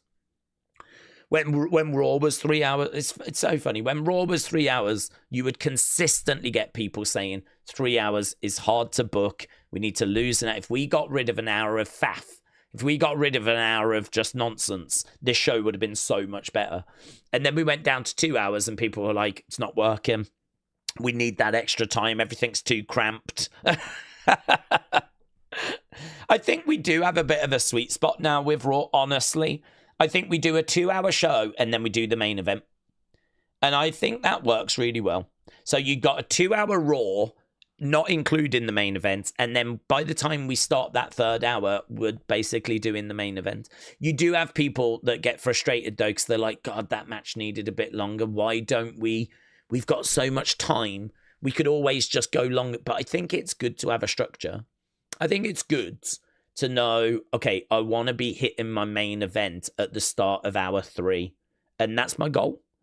My goal is I want to hit the main event at the start of it. I don't want to hit it a quarter of an hour after or half an hour after. I don't want to be that loose. I want to hit it at the start of hour 3. And I'm going to give you what should be enough time for you to put on a great match. If the match starts slow and starts getting good and then ends, it's not that the match needed more time. It's that it needed to pick up its pace sooner. It started slow and it got quick, and it got quick too late. You needed to, start hitting those higher gears a little bit earlier and have it build to a nice crescendo, within the time that I gave you. I gave you 10 minutes. Yeah, you could have had 15, but, well, if I give you 15, you might have wanted 20. Do you know what I mean? Like, rather than moving the goalposts, here's the field, here's the pitch, this is what you're playing with. Go and do it.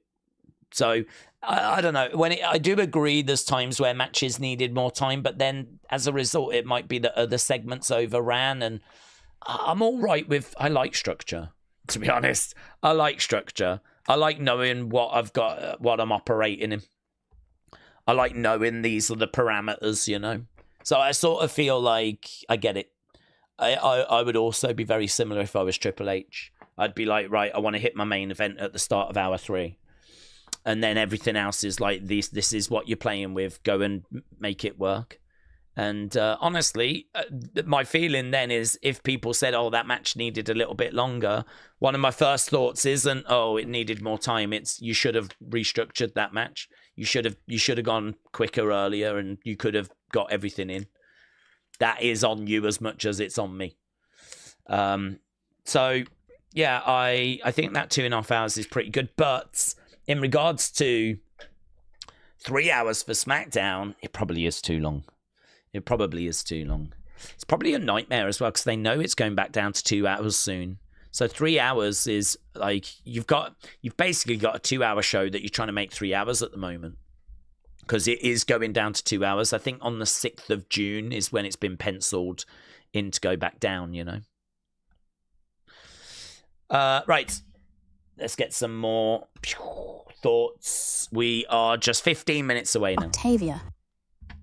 Member. Daze Carrie and Lil Daisy are doing great. Good. Carrie started her 6th month yesterday. Time is flying by with this pregnancy.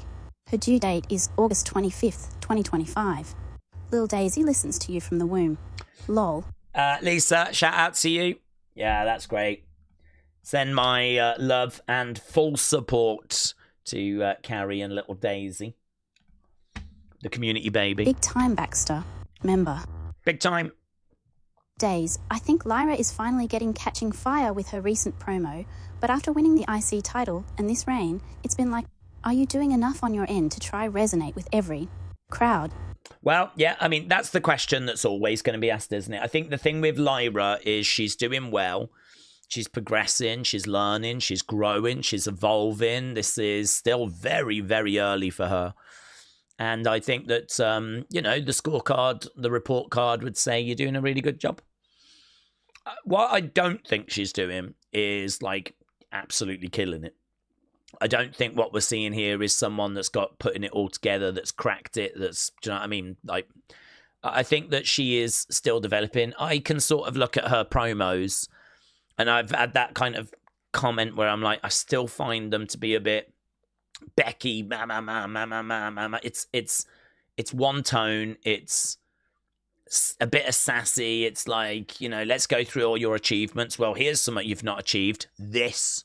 And it's fine. It's solid. I don't find it to be spectacular. I don't find myself emotionally getting invested in what she's saying. Really hard to do because, you know, she's going out there. She's cutting a nice little fiery promo. People have rightfully gone, that's great. And it's ticked a box. I mean, it has ticked the box. But do I believe another girl could come along and cut a promo that is better than that? That is like more, grabs your attention more, that's got a few more lines in there that kind of, you know, those kind of kill shots that really, you know, the kind of lines that you used to get out of MJF. I don't even know if he does it anymore. MJF, I don't see any mention of him anymore. I don't know what's happened with MJF. I don't need to know. But like MJF used to be the flipping face of AEW. It used to be the best thing since sliced bread. And I just don't hear much about him these days. I don't know. I mean, I don't know if maybe he's got his head down. He's just trying to get through his contract or something. I don't know what's gone on. But things have seemingly kind of gone a bit quiet there. But he was a master back in the day at those kind of kill shot lines and like trending and getting buzz as a result. And listen, what did it get him? It got him a big, juicy contract. That's what it flipping got him. So I find her to be very good, very talented, definitely ticks the box, definitely in a great place. But yeah, is there some evolving that needs to be done? Is there some, growth that's needs to be done? Of course, absolutely. I wouldn't really expect anything else. It's one of those, isn't it? I mean, like, sometimes we forget that I've been watching wrestling since the early 90s. Some of these people that are flipping in wrestling now, you hear about, you know, you see pictures of like Lyra meeting, you know, Bailey when she was a hugger. And like, you know, you hear about them talking about their favorite wrestlers are people like on the people that are still on the card now. Do you know what I mean? Like, it's so weird. Like, even some of the wrestlers talking about they got into wrestling in the 2010s. Oh, my first show I went to was in 2011, and you're like, that's like nearly 20 years after I went in like 94, 95.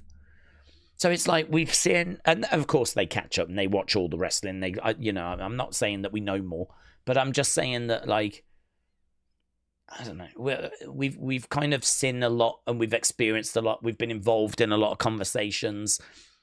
It's not that you know more, but I do think that there's more life experience, you know? I think a lot of the stuff that we've, as wrestling fans, worked out, and a lot of the stuff that we've seen because of repetition, because you see it and you learn from it, or you hear shoot interviews about it, or, I mean, I would have to think that I have consumed more wrestling content than some of the wrestlers now. And I'm not saying that as a disrespect at all. I'm just saying that I would have to think that a lot of you have as well, just because we're older and we've watched a lot of wrestling. You know, think about Tiffany Stratton. Tiffany Stratton did not grow up watching wrestling. She was not a wrestling fan. She got into wrestling because her gymnastics career didn't quite work out for her. So she got into wrestling. She's been wrestling for like 3-4 years. And genuinely, before that, I don't know that she watched wrestling.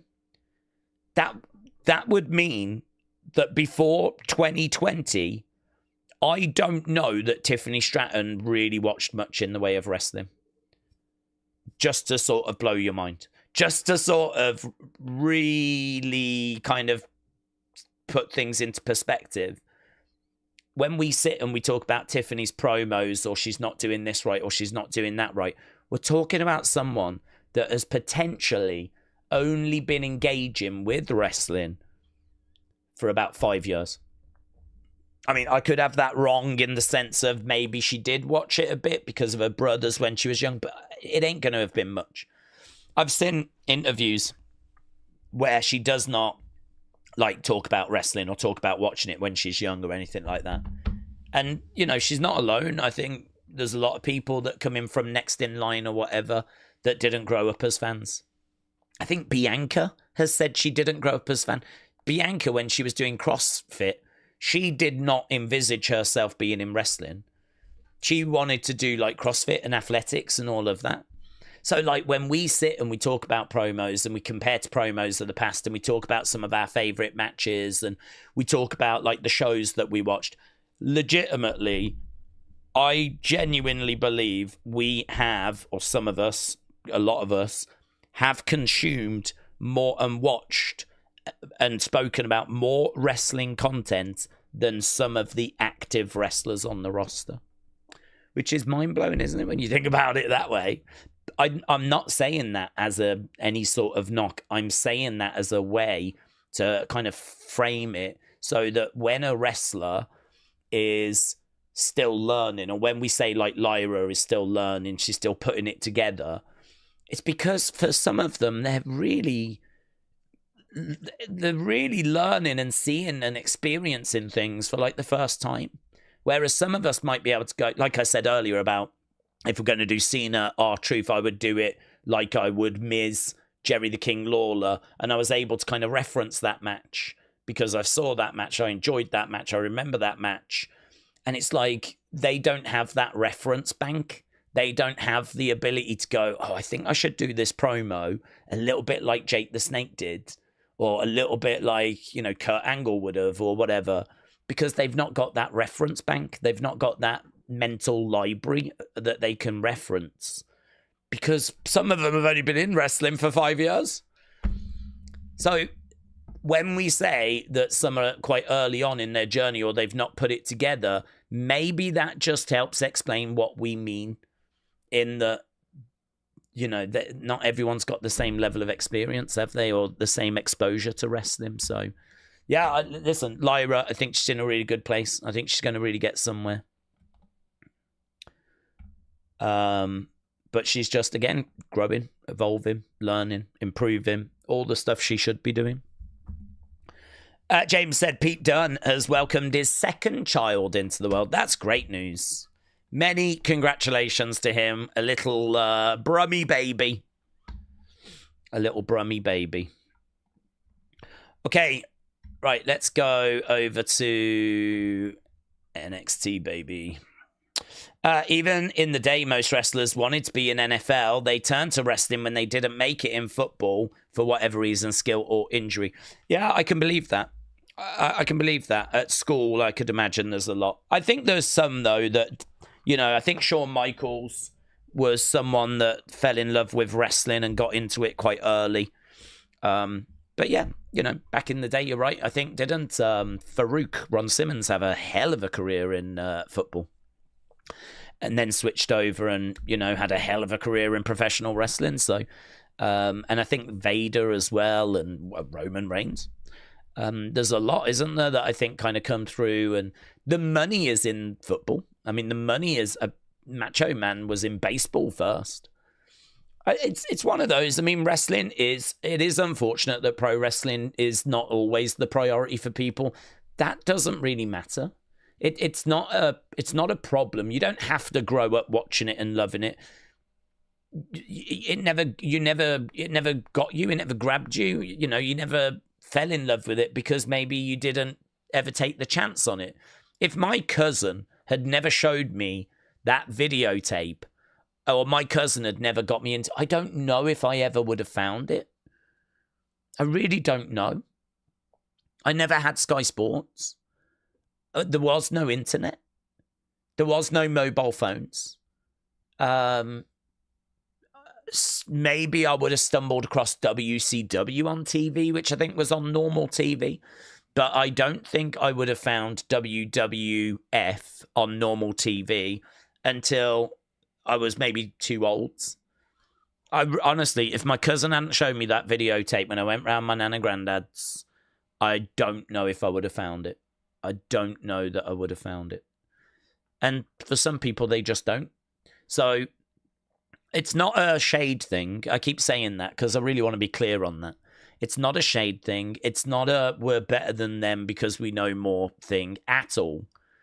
It's only a some of these are really learning stuff. Like they're experiencing things for the first time. Like the different ways of doing I mean, they're being brought up to speed quickly. Make no mistake about it. There's a lot of tape study. There's a lot of stuff they do at the Performance Center. I mean, that is just such an amazing place of taking someone that really knows nothing about wrestling, has never been experienced to it, and then spitting out a Tiffany Stratton, spitting out a Bianca Belair, spitting out an Oba Femi. It's incredible. What they're able to do is absolutely incredible. It is like a flipping crash course. So it is really nothing but respect. But this is why, you know, it's amazing what they're able to do. If anything, I'm praising the fact they can take these lumps of clay that really don't know much about wrestling and not really been exposed to it in many cases and spit out such amazing sculptures, you know, spit out a Tiffany Stratton, spit out a Bianca Belair, spit out a Trick Williams and Oba Femi, you know.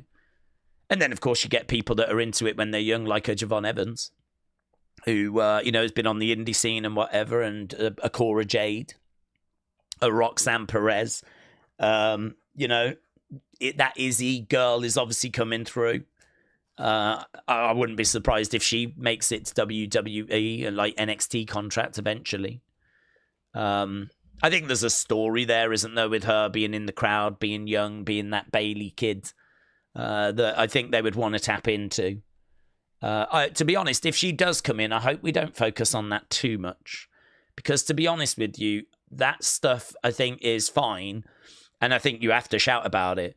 But that should not define who she is. Like, she if she did make it to WWE, she needs to be her own character. Who are you? What are you about? You're more than just the girl that, you know, was involved in that Bailey thing. That's a nice little callback, but who are you? Who have you become? I made this point about Roxanne. I found when Roxanne first came in, she was a bit too, like, I've always loved wrestling. I've always been a fan. It's like, that's great, but who are you?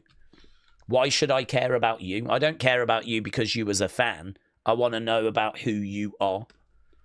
I want to know why I should care about you. So, yeah, if that Izzy girl ever came in, of course we're going to dig into the fact she was the Bailey girl. But I hope that we would also quite quickly move on past that and find out who she is, you know.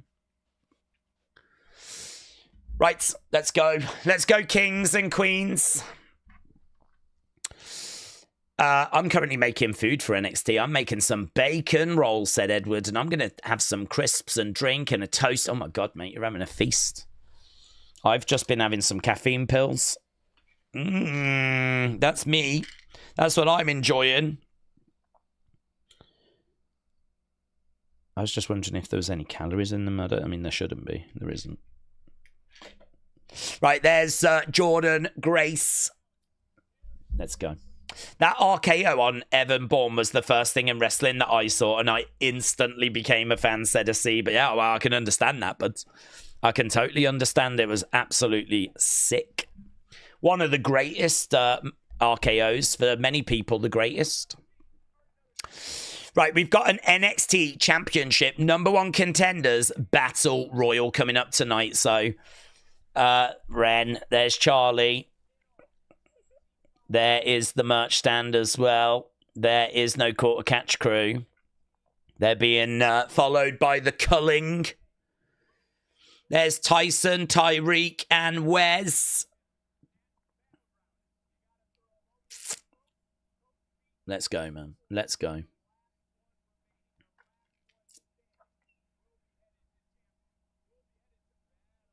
Ah. I didn't know he was going to be here.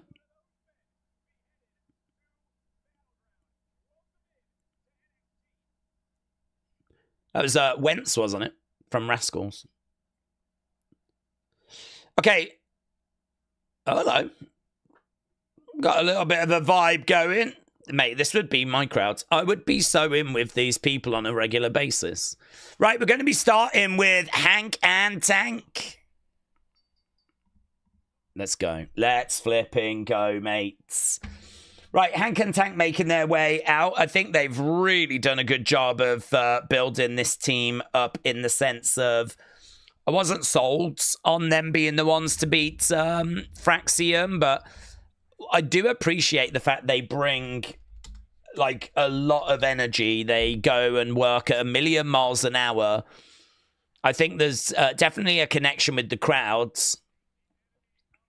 Them beating Fraxium was a big deal, of course. Well, a hell of a team, Fraxium. So to beat Fraxium.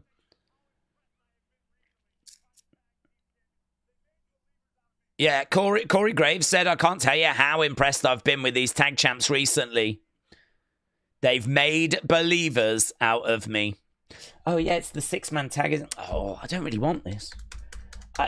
No, I'm not down on Joe. It's more just I was quite up for a tag match there.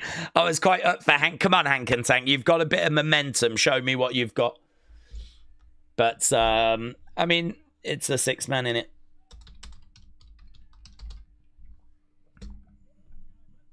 They'll still be able to show us what they've got. Right. Nightmare said, I believe in Joe Hendry. I believe in Hank and Tank and Joe Hendry, said Brony. James says, now make a sandwich. The biggest icons in tag team wrestling, Hank and Tank. James said, Raw, April 28th, did 3 million globally. Was that the show? That was the week after, was it the... That was the week after the WrestleMania. So we had the Raw after Mania, 28th was then the week after. That's what I'm trying to say. Right, there we go. Money shots as all three of them turn around. Alex loves it.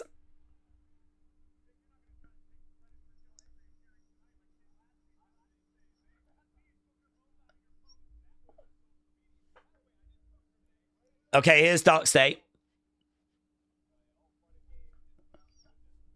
Okay, they're in the entranceway. Oh, Saquon, man. Saquon and Dion Lennox are the two that really stand out in this group to me. I am interested in Osiris. Right, here we go. We are underway. Saquon goes to the outside. Cutler goes to the outside. We are underway with Dion Lennox in there with Tank. Picks up Spinebuster. Lovely. I don't think Saquon's wrestling. Saquon is staying on the outside. It's going to be Osiris, Dion Lennox, and Cutler. Shots coming in there by Tank. Back against the rope, tag being made. In comes Osiris. Throwing in a shot to the midsection there of Tank. In the corner, face first. It's Cutler. No. Went for a clothesline. 1, 2. Tries to get back up. Side headlock. Going back against the ropes. Cutler over the other side. Shoulder tackle. He goes down. Do you know, I feel sorry for Cutler. Do you know, Cutler's the one that I wouldn't have in this group. Dude comes in, immediately starts losing the momentum. DarkState, well, it was all DarkState. They tagged Cutler in, and now he's flipping, all of a sudden, the other team take over.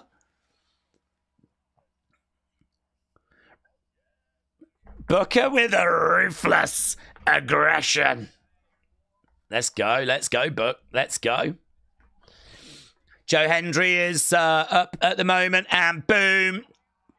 Suplex, going for that cover, going for that pin. 1, 2, shoulder up, shoulder up. Saquon has been the star of the group so far, said James. He's kind of that leader, isn't he? I think whenever a video airs, it's normally Saquon that's kind of holding the camera, starting things off. The others kind of jump in the background. Is really interesting, isn't he? Is really interesting. You can tell that he's... Look at him. even on the outside, he's got so much charisma. I don't know anything about him. I mean, I'm guessing he's come from the Indies. I remember hearing a bit about him before he signed, but tank goes down.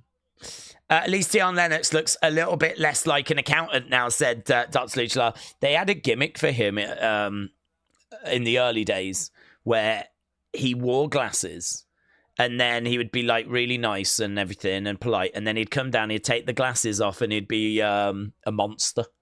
It'd be like he would turn dark and moody as soon as he took the glasses off. I'm glad we moved away from that, to be honest. It's one of those ideas that, like, you know, you try it and you go, there could be something there. I'm not going to say it's a bad idea, but it didn't really grab me. Honk, honk. Bang. Nice. Booker's just having a great time on commentary. Hendry now picks up and again, it's Cutler being chucked around.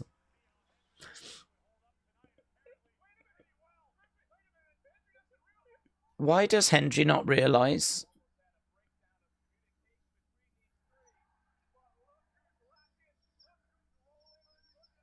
I don't get it. I don't understand how he would not realise that that's not... I don't understand how he wouldn't realise that's not Hank.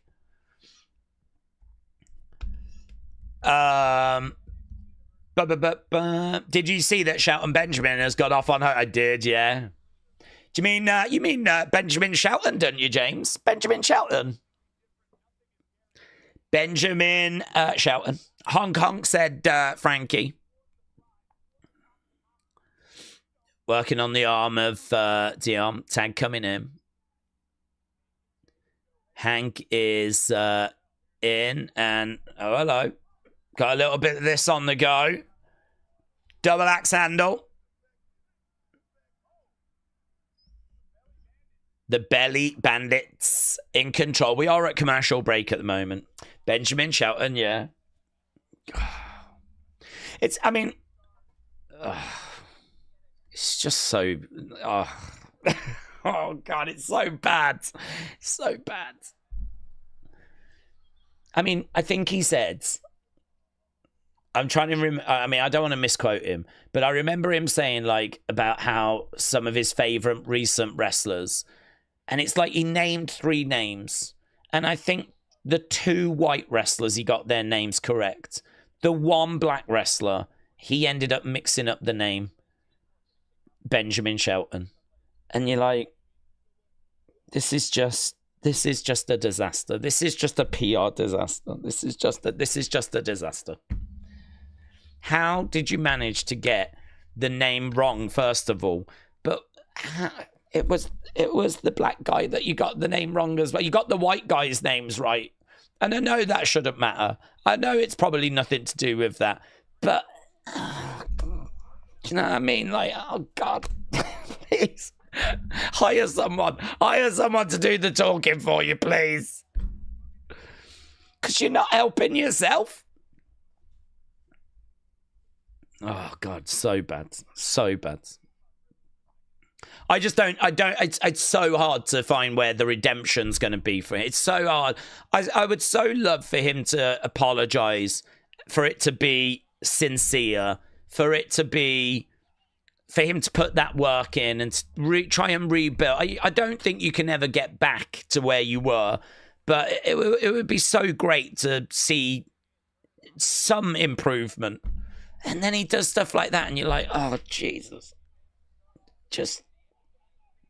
Please stop ruining the golden era for me. Again, Cutler getting smashed in the corner. Cutler over the other side. Ben Bailey said Hogan doesn't help him. So he doesn't, mate. He doesn't. But you know what? If his beliefs are what we fear, then he doesn't deserve help. I'm here to watch him drown. Saquon getting involved. Cutler Tag being made. Dion Lennox is in. Stomp to the back there of Hank. Oh, splashing on the back as well. We are back from commercial break right now. Pulling back on their heads. What's the all-time favourite old school crisps and sweets that you can't get anymore? Seems like a type of question. I don't have one, but I do love Golden Wonder cheese and onion, says Edwards. To be honest with you, I've never been a massive like snack type person. So like, I don't like have a soft spot for like crisps. There's a lot of people that have a soft spot for like Space Raiders or I don't know, Space Invaders. Sorry. Or I don't know. I tell you what I did like. I don't know if they're still available. They were square. They were made by, I think they were made by Walkers, but they were like square, and they were called squares. Just salt and vinegar. I used to enjoy those. They were nice. They're in America, you called them chips. We called them crisps. But they were made by the Lay's Walkers company, and I think they were just called squares, and they were little squares. There was some actually that you used to be able to get that were called fish and chips. I don't know if they were crisps or not, but they... And there was some you used to have to put your own salt in. You could salt them. I hated those. The problem with those is the salt went on the top ones, and then the ones at the bottom never got any salt. You probably should shake the bag or something. I never used to do that. But you used to be able to salt them yourself. So I got like some nostalgia for that, but I don't really have any crisps that were like go-to. I've never been a crisps person, a chips person. Chocolate bars. I've always loved a Snickers bar. A marathon. That's always been my favourite. I remember my cousin once saying, the perfect snack is a Coke and a Snickers. And that is all you need. And I remember thinking like, yeah, I agree. A Coke and a Snickers, that's all you need. A Snickers is a very satisfying bar. It's got peanuts in, caramel, bit of nougat. Nougat. I do enjoy a Snickers. That's probably my go-to. I see it as the king of the chocolate bars, to be honest. I don't know if your Snickers in America and Canada is the same as ours. Right now, DarkState still in Coke and a Smile, said Triton Cascades. I've moved on from Coke and Snickers bars to bottles of water and caffeine pills. That's my life now. Shot coming in there by Tank. Tank's in there, all fired up, mate. Duck underneath, against the ropes. Oh, I thought that was going to be a spine buster, but it wasn't. He grabbed him. It looked like he was going to turn him round his spine, but he actually threw him instead. Jesus. Goes cannonball into the outsides. Tank is fired up, mate.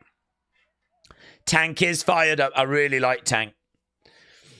Picks up. Oh, is that a wing clipper? 1, 2. Save made by DarkState. Tank was a one-man tank. He lived up to the name. Yeah, I really like him. I really like Tank. I think Hank has grown a lot on me. Saquon trying to get involved into the ring post goes Hank. Look at Saquon. Joe Hendry with a throw. Kip up there by Joe. He chucks Cutler. Oh, every time I see Cutler, he's getting beaten up. Every time. Is that his role? Here's Trick Williams. Here's Trick Williams. Whoop that Trick. Ah, mess him up, Trick. Mess him up. Uppercut coming in. Whoop that Trick. Whoop that Trick. Those two are brawling to the back. So, Trick and Joe go to the back right now. We've got Tank. He's being chucked and powerbombed. 1, 2, 3. There we go. Job done. DarkState get the victory. And that was fine. That was fine. I am starting to wonder, though, if Cutler's only in the group to get beaten up. Is Cutler in the group so he gets beaten up and the others look good?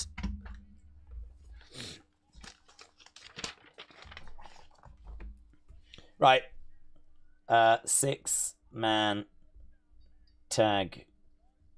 DarkState. DarkState. They can't have black guy getting beaten up, or that would be racists. Oh no. It's not anything to do with that. Oh, hello.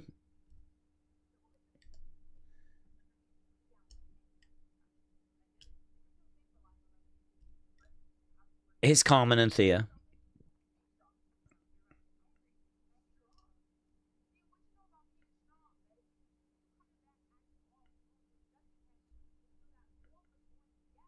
You're still that little annoying, yapping little girl. So Jada is having a go at Carmen. She's having a go at Thea.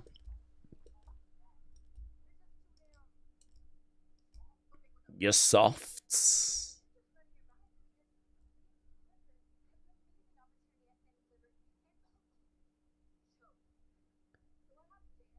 You choked.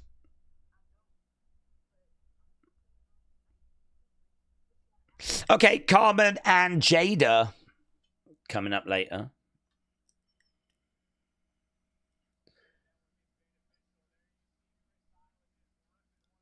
Who's Chris Island? Is this some dude from LFG? There's Sean Legacy and Timothy Thatcher. Evolve. Legacy was great the other week in Evolve. Okay, we're moving on to our next match, and it is Kehlani that's coming out. Do I know this match? I know Kehlani.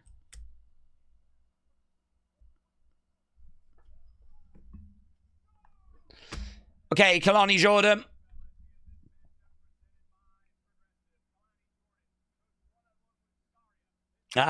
Yeah. She goes on one-on-one with Zarya. It's kind of a match that I didn't really pay a great deal of attention to in the preview. The aftermath. Let's go. I thought Zayn was going to low blow Punk before the closing of Raw. Maybe I've just got too used to people turning on each other. Well, I think we all thought he was going to turn on Jay the other week. Legacy's finisher, though, says heel face. Zach said, I need Liv Morgan badly. Jared said, it feels like Backlash is too soon. Yeah, I agree. It does need a little more room for us to kind of really build some of those feuds, get some promos and whatnot. A. Jobson said, I voted all time. Take 1990 said, knowing that Zarya wanting her first title defense to have been, Zelina wanting her first title defense to be Dakota, what thoughts do we have on why WWE released her? What, not connected. The Zelina wanting Dakota to be her first title defense will have really meant nothing to WWE. That's like, good for you. And that's it. So those things are not connected. Bottom line is WWE is going to have sat down after WrestleMania. It's going to have looked at its roster. It's going to have looked at who's coming up from NXT. We do it every year. I think that you need X amount of guys, X amount of girls, X amount of tag teams for Raw and for SmackDown. And I think that they've looked at that. And then, listen, difficult decisions have had to be made. It really is that simple. I think there's a budget that they're trying to kind of get to. I think that there's numbers that they're trying to get to. So like say 20 guys, I need 20 guys. I need ideally 10 heels, 10 faces. If it's like 11-9, it's not a big problem, but you know, I roughly need that. Who's my top baby face? Who's my top heel? Who's my second top baby face? Who's my second top heel? Blah, blah, blah, blah, blah. And you flesh it all out. And then really you're having to make decisions of, am I putting Bronson in that position or am I putting Braun in that position? I'll go Bronson, right? So where does Braun fit in? Well, he doesn't fit into my top 5 because I like that top 5. Is he going to fit into here? No, he doesn't fit into there on Raw. Let's have a look at SmackDown. Do I put him in there as a heel? No, I've got Jacob. Do I put him in there? No, I still want to do something with Solo. I don't want to give Braun TV time over Solo because I still think there's something with Solo. And these, I would imagine, are the kind of conversations that were had. And I think then you're left with what you're left with. And I think, unfortunately, what ended up leaving WWE was what we were left with. It's people that they just, once they ran the numbers, it's the people that were left over. Now, whether they're the right people or not, that's up for debate, isn't it? Zelina, Dakota fans are going to say, no, absolutely not. She should have been on that list. She should have been at the top of the list. She wasn't. I mean, it's as simple as that. She wasn't. WWE have looked at it and they have decided to go in a different direction. And just like with matches and match results that go a different way than you would have, or booking decisions that go a different way than you would have, WWE, when it comes to releases, they will do things that you won't agree with. They let go of Bray, didn't they? They let Bray go. And then he ended up coming back, but they still released him. And, you know, they let go of Rowan, they let go of Harper. I mean, they let go of the Wyatt family. I mean, it's crazy, isn't it? I wouldn't have done that. So it's you have to say it's business. You have to say that it's people's opinions. And but yeah, I mean, Zelina wanting to have Dakota, that wouldn't have made any difference whatsoever. Daze, is it me or is Shawn Legacy's ring gear a blatant Matt Cardona cosplay? I don't know if it's a Matt Cardona cosplay. I can see a bit of Zack Ryder in it.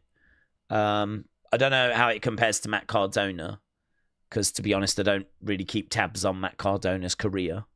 So I don't know if there's similarity there. I could understand it. I'm not crazy about Shawn Legacy's ring gear, to be honest. I'm not. It's not. It's something that I think could change and evolve. I think that he is kind of peacocking a bit with it, which I don't mind. It's it's not like black and boring. It's got a bit of it's white and there's a bit of a bit of gold in there. I'm trying to recall. It definitely feels brighter and a little bit more showy than maybe some of the other gear that we see. So I don't hate it. But I don't know if it's like a tribute or a rip-off or whatever. It's certainly better than Tavion's with his flipping leg sleeve.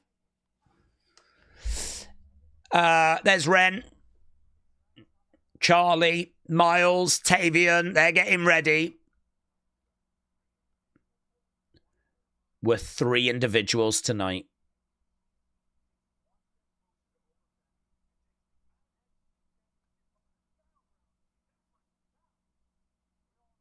Are we all on the same page? Ren's like, yes.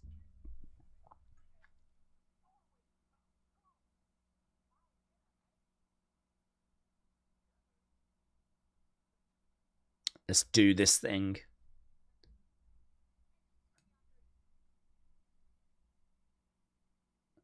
He's very reluctant, isn't he, Miles? They are definitely planting seeds of him being a little bit reluctant to kind of be a part of this group. Like, are you in? And he's like, yeah, I hear you. And, you know, there's just that little pause before. They are definitely teasing some issues. I love the guy and the girl behind commentary as they're like posing away. Love that for them. Here's Zarya. Zach said, Daze, we need more Karrion Kross on TV. We do, but yeah, we do. It's the adder. Can't hear voices in his head. Miles, but the adder. Not the viper, the adder. Yeah, he does have a lot of fun with that. That's not James being off or anything. Miles Bourne jokes online about his being deaf. Right, here is Zarya and Sol Ruka coming down. Those are some pretty wacky boots. Are their championships being defended tonight? Is there a championship tonight? I don't know. I'm trying to think. No, not that I'm aware of. Not that I'm aware of, but there is a battle royal. James said he literally chants, what? Daze, I love Sol Ruka. She is something special, said Christopher.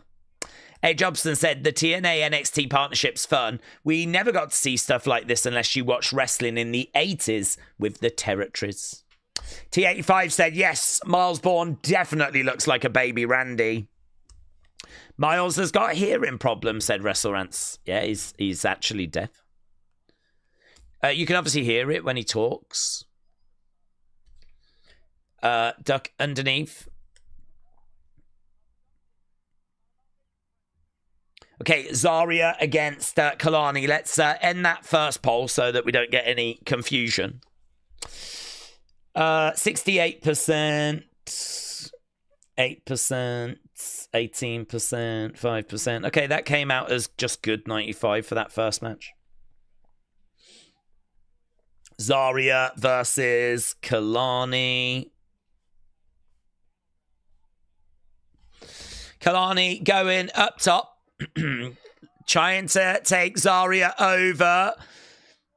Zarya has got Kelani up. Shots coming in there by Kelani. He's got her up. She rolls over. Zarya still on her feet. Kelani is grabbed. She's on her feet. She's scooped up. She's looking to drive her into the corner. No joy.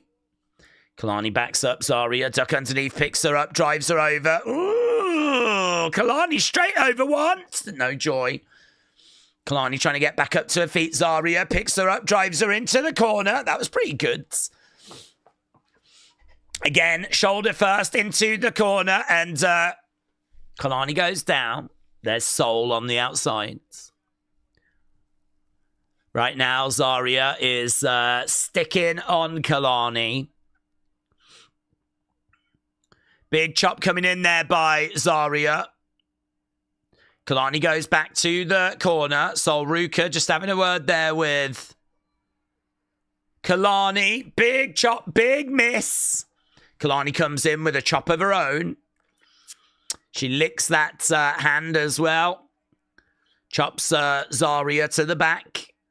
She's got Zarya in the corner, shoulder to the midsection. And again, there's a lot of corner work in this match at the moment.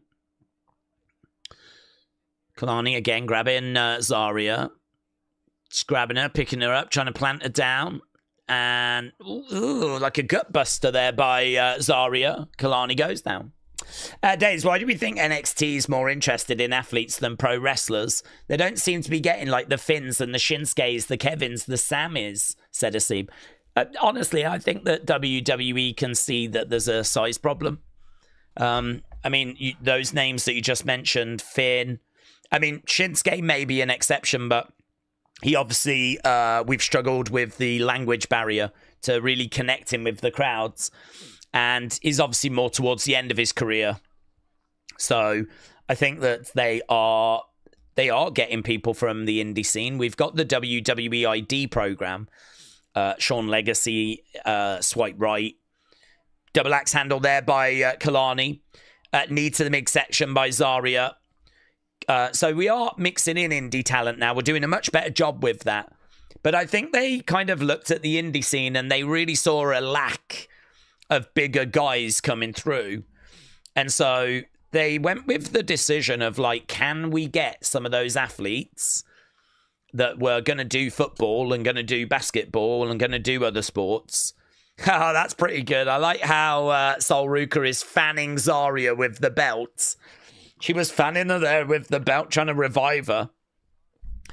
But yeah, I think that it's size. It's the airport test. It's about trying to bring in people that have got good size that you can make into wrestlers. And I think they've kind of taken a bit more of that approach. I also think some of that talent that they would have got, like an Omega, an Okada,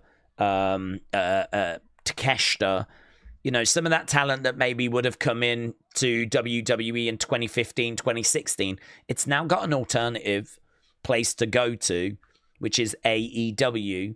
And so I think you can look at AEW, and I think, you know, a good chunk of that talent would have come into NXT, but instead didn't. So I think there's a few things at play, but I think WWE are trying to get a better balance now with Next in Line and WWE ID working together. There was a lovely crossbody into double knees there by Zarya. Right now, Kehlani, do you know what I really like here is that the action has not slowed during commercial break. And actually, we've had some really fun stuff in this match whilst we've been at commercial break. We've had Sol Ruka fanning Zarya with the belts. We just had a crossbody there by Kehlani with Zarya getting her double knees. Right now, she's got a knee in the back. She's pulling back here. Zarya in control.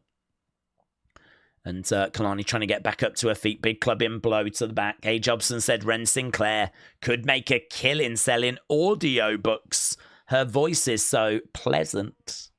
I do enjoy her Wednesdays. I wish they were a little bit more funny.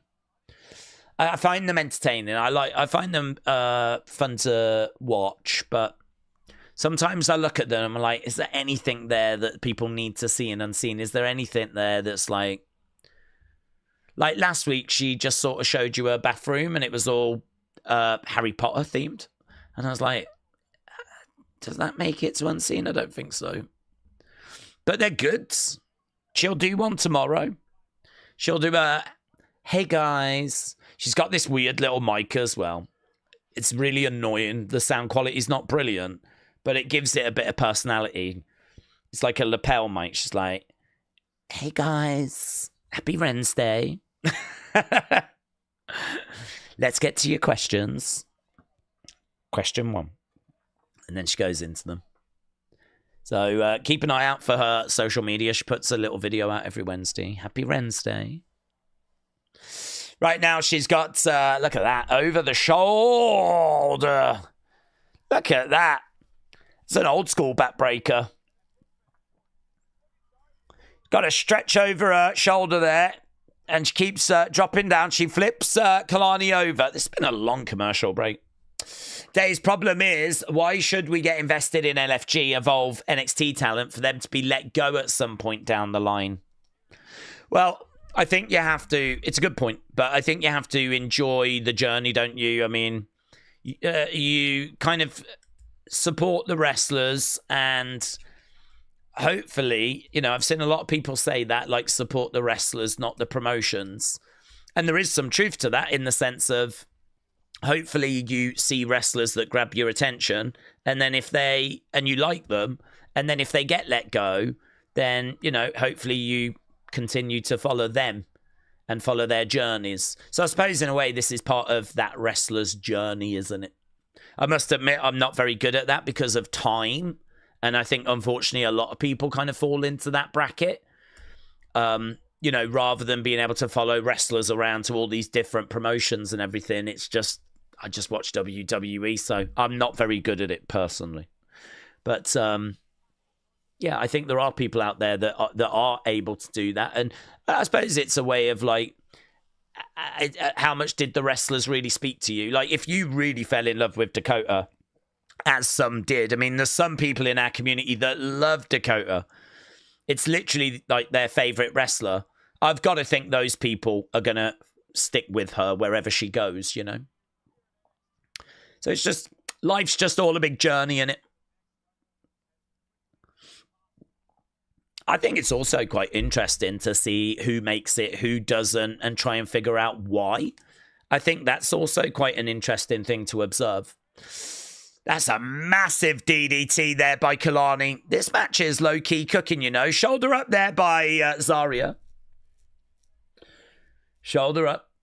Rant said she'll be fine. It's because she came in around the same time as Giulia. Stephanie, Zarya had to take a bit of a back seat, but definitely a start. Who are we talking about? Is that a Cora comment? Ah, spear there by Zarya. That was a vicious spear, mate. 1, 2.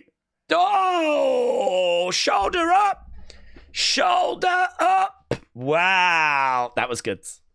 That was good. Bang! Right now we've got Zarya trying to get Sol Ruka up. Kehlani, bang! Planting her down, going for the cover. 1, 2. Zarya kicks out. They're definitely giving this match more time than I was expecting, but this is 2 top talents. Kehlani is obviously the former champ. Zarya is someone they see great potential in. Another big boot coming in. Crowd are chanting, this is awesome. Another boot there by Kehlani. Right now, Zarya grabbing Kehlani. Kehlani not really making an effort to get out of that. Again, trying to get round the back, up against the ropes. Do you know, that's a real interesting one that shows itself from time to time. Obviously, if you're in a match with someone and they grab you, they're clearly setting up for a move. That is quite hard, isn't it? Because at what point do you fight out of that? Oh, moonsault to the outside by Kehlani. So, for example, there, Zarya grabbed her and, like, Kehlani was kind of like, oh, but it just took that little bit too long. Yeah, like this moment here, a little bit too long. She puts her through the barricades. There's a moment there where, like, Kehlani and Sol are, like, looking at each other, and it's just several beats too long. It just needed Zarya to land that a little bit sooner for it to carry a bit more punch. Still a nice moment, putting her through the barricades. Plants her down, and that's going to give her the win. So, there we go. It is a victory for Zarya. But that's an interesting one, isn't it? When do you abandon a move because it's just took a bit too long to set up? Zarya picks up the victory. Thank you, cameraman. Yeah, Noctivix. I think I understand why you're thanking the cameraman. You're in the right community, bud. You're in the right community. All pervs are welcome. Right.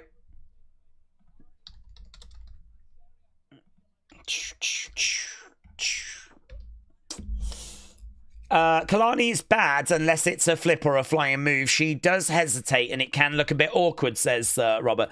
Well, the thing, I mean, with the barricade spot there, so there was a move, actually, it's funny, isn't it? I mean, what a coincidence. We were just talking about how spots can take a bit too long to execute, and then I would really point to that moment where she's staring at Sol Ruka as being taken a bit too long.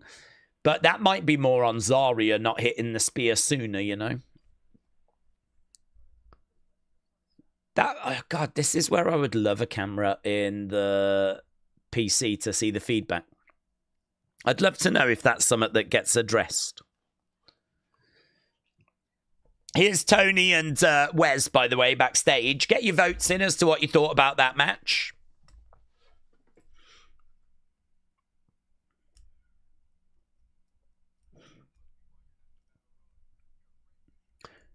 You're afraid because you ain't got your family anymore, says Wes.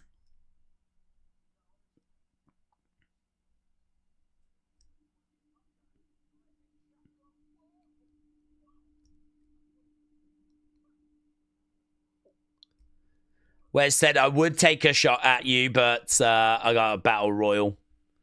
There's Trick backstage. Yeah, and again, you don't get much reaction, do you now?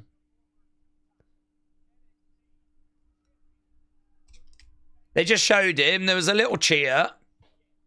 Hopefully we get loud whoop this Trick chance. Yeah. That's still there. But is that them believing in him, or is that the Seth Rollins sing-song moment, you know? Whoop that Trick.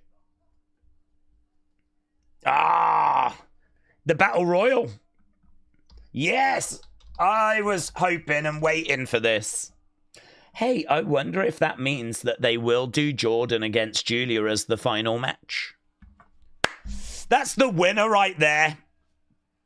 Well, it's probably not. Joe Hendry will probably take him out.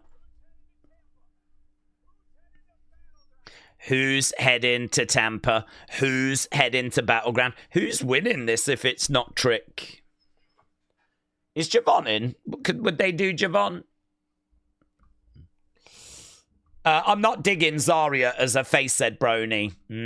I agree with that. Asib said, I think they're going to turn her, though. It does feel like she'll turn on Soul, doesn't it, eventually?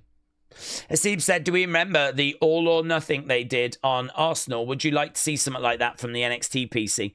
I never watched it. I do know of it. It's a documentary that goes behind the scenes, and you get to see everything. I think they did it on Man City, and there's been a few that have had Tottenham, maybe.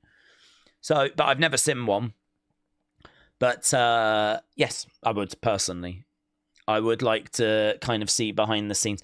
I would obviously film it, sit on it, release it a year or so later, because I think you're going to show people learning, and you're going to show people making mistakes, and you're going to show, you don't want people's mistakes being pointed out, and for you then to watch the show and see those mistakes happening and go, oh, they still haven't fixed that. It would be a lot better if you point out a mistake on that show that is then no longer a problem for that person, you know?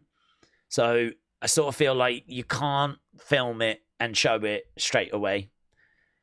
You can't film it and show it. I suppose the one you're referencing was to do with a season, and then it was shown the next season, wasn't it? So something like that, yeah. I don't think it was shown like the week later, was it, or anything?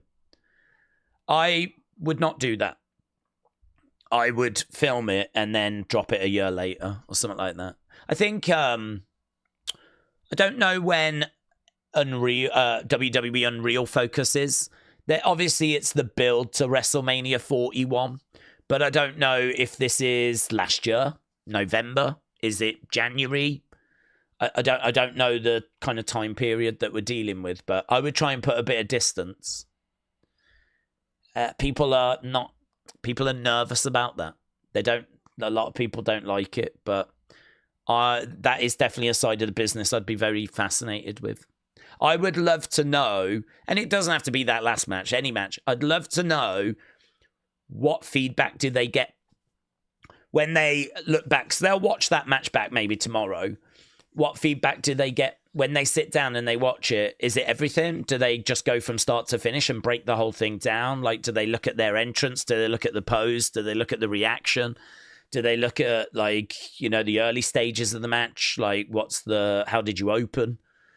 Do they then look at just some of the, you know, generic wrestling? I mean, they've got some spots that they want to do, of course. You know, like in that last match, they knew they were going to do that barricade spot the moment they walked out. So you've got certain spots that you know that you need to do, but there's going to be a large part of the match that you just wrestle. It's going to be large parts of the match, which is throw your opponent against the ropes, clothesline, pose, grab their hair, pick them up into a power slam. Maybe it gets reversed into a guillotine. You're getting choked out. You get it into a suplex, drop them. But do you know what I mean? Like, there's just going to be, you feel it. You go with it. You wrestle. And then you build towards, you know, right, okay, right, let's go for the corner spot. And then you go to the corner. So I'd love to see more of that process. I'd love to see more of that feedback. It is pulling back the curtain, but not in a way that would never ruin the show for me. But I understand, because I've heard from people saying that it would ruin it for them, you know. Again, we got the board crowds. This is literally my favourite part of the week. My favourite part of the week is when in America on CW Network, you get some sort of advert. We don't get it, and so we just get a shot of the board crowd. Right, here is Lola Vice and Stephanie. I'm talking about Zarya When she gets her push, she's going to be a star. Got you. Got you, Wrestle Rants. I see you. I feel you.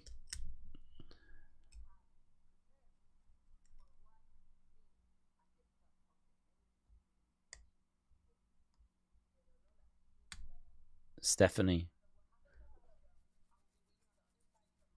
So Lola said, whatever happens, I will be waiting for my opportunity. Here's Giulia.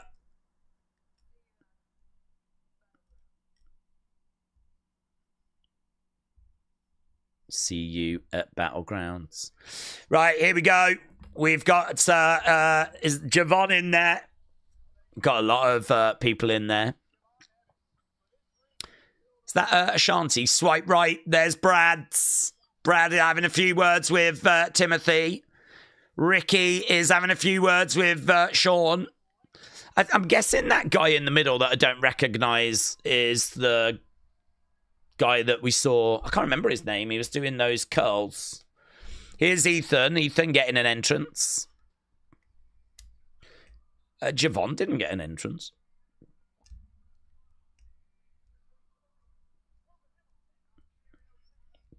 Okay, Ethan Page making his way down to the ring. We've got Tyson, Tyreek, Wesley. I believe Zachary Wentz is in there. Oh, Evolve Ref is on the outsides. Lady Evolve Ref. I don't know what her name is. Shiloh is in the ring as well. Shiloh Hill. Shiloh Hill, who just looks like he was born to be in the Wyatt family.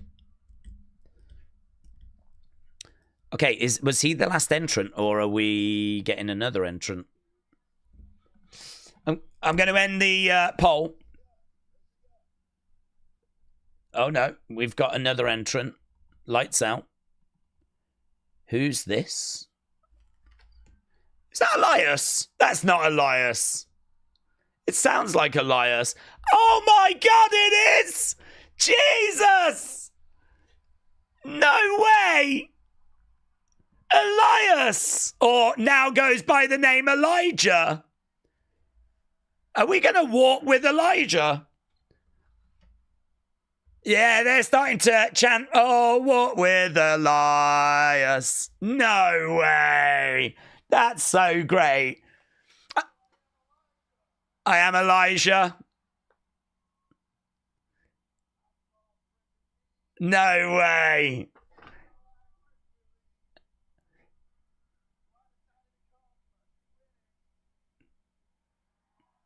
Yeah, he got a great pop, you know.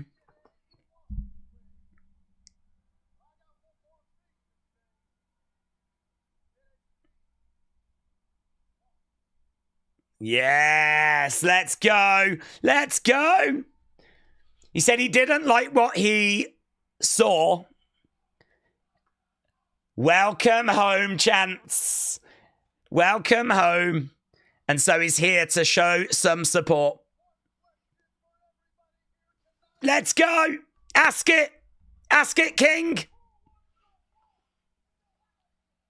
It doesn't hit the same when he says Elijah, but I still love it. No.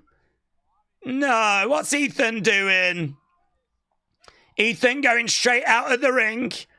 And this battle royal is underway. There's Shiloh. Shiloh eliminating Lexis King. Wow. Oh, mate, I think we've actually got Elijah and Ethan. Elijah and Ethan. Mate, this is carnage. Carnage. Okay, we're underway.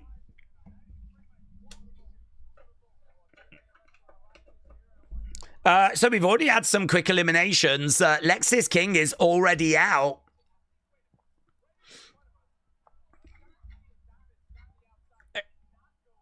Ashanti is on the outside. Okay, very good. Apparently Ashanti is on the outside, but he did not go over the top rope to the outsides. It's just a matter of time until WWE buys TNA, said Brian. I'd heard that he had come back. I mean, I was not expecting him on... I was not expecting him. Shot coming in by Miles. Miles and Nico Vance are brawling away. I don't think he's actually in the match, though. I think he's only here, like, I don't know, as is that Charlie gone? I think he's only here to show some support for Joe Hendry. Joe Hendry's not in this match, though. I've got to think Elijah might get involved and cost Trick. We got swipe right, swipe right. Swipe right are in there, and oh, Brad's eliminated. Brad eliminated. Inamura in there. Coach Co said Elijah looks like Elias. He does. Over the top, over the top. Trick Williams survives.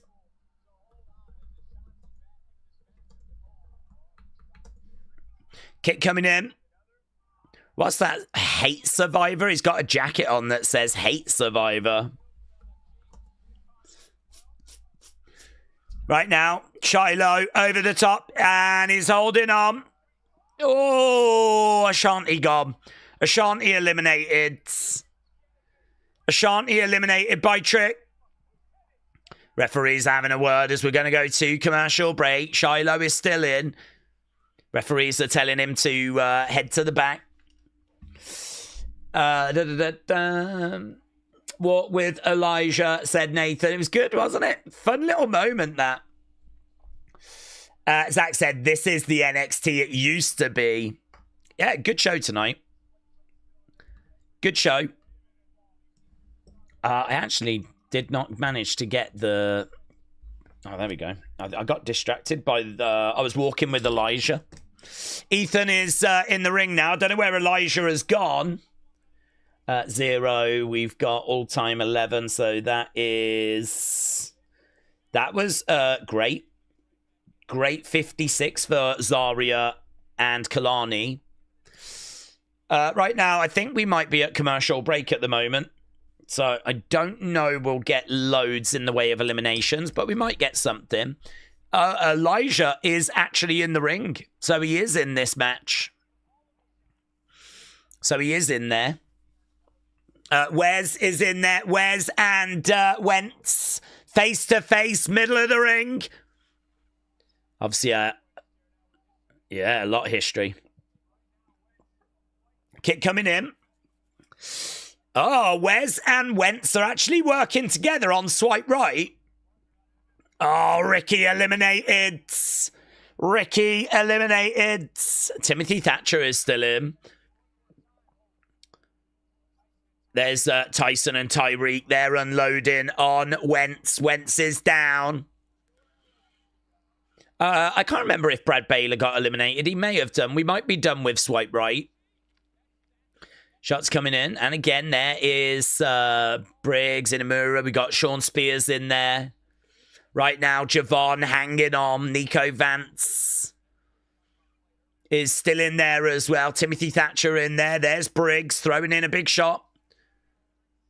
Miles Bourne is down. Rich Holland is in there as well. Not drawn any attention to him. Sean Legacy is still in there. Sean Legacy is over with Trick Williams. Inamura is in. Those chops by Inamura are rubbish. He's like chopping the art. He's just there like...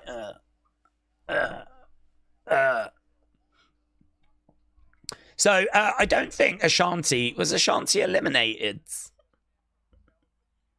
So kicks coming in. Battling away. My sound keeps cutting out, says Gomi. What, on this or on that? If it's on this, it'll be a YouTube glitch. Well, I've got no drop frames or anything here, but there is a YouTube glitch that tends to affect the sound. If it's on that, I don't have an issue either. We got an elimination. Was that Tyson? Oh. Inamura.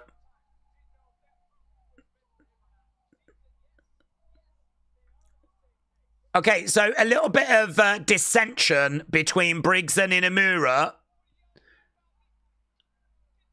They hug, they embrace. We're okay, we're okay. I mean, I definitely sense a turn is going to come. I think we've sensed it for a while. Chop coming in there on Tavian. They're just showing some of the eliminations that we've had in this Battle Royal. I miss Elijah on the main roster, said Joe. Brian said Elijah's still in. He is still in. Still quite a few guys in, to be honest. We still got Ethan, we got Ridge, we got Tavian, we got Nico, we got Wentz, we got Sean Legacy, we got Trick Williams, got Ridge Holland, Wesley's still in there. Inamura's still in there. Briggs is still in there. Right now we got Thatcher, we got Ethan Page. They're going at it. Thatcher eliminated. Ethan eliminates Thatcher.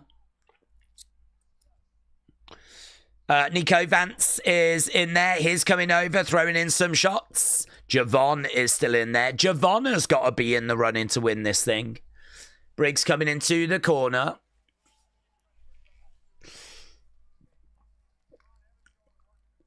Yeah, Javon is... Where is Javon? He's going over to the other side. Tavian is... Trick's still in there, of course. Elijah's still in there. Shiloh is still in there. Shiloh. Oh, big clothesline. Nico Vance eliminated. Shiloh eliminates Nico Vance. So Sean Spears is in there. I think Nico just took the bullet. Got an elimination. Shiloh hanging on. Yeah, no, he held on, though. He is on the outside of the ring, but he's not eliminated. Yeah, it's good. It's pretty fun. Trick's not winning this, said Jeremy. Look at Shiloh. Big boot. Eliminated. Shiloh's gone. Shiloh's gone. What that Trick chance? It's Trick Williams that eliminates Shiloh Hill.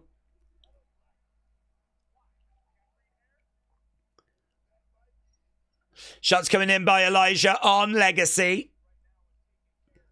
Still loads of people in this, you know. Trick's going to get a guitar to the face, said heel face. Octavia said, let's go, Trick. Up Alert said, Wesley needs a win. We need to get him back to the top of the card. Javon hanging on. Frankie said he brought a real guitar out, not a cheap one. So that one's not going to get smashed. Another big boot coming in there by Trick. And again, Trick on Inamura.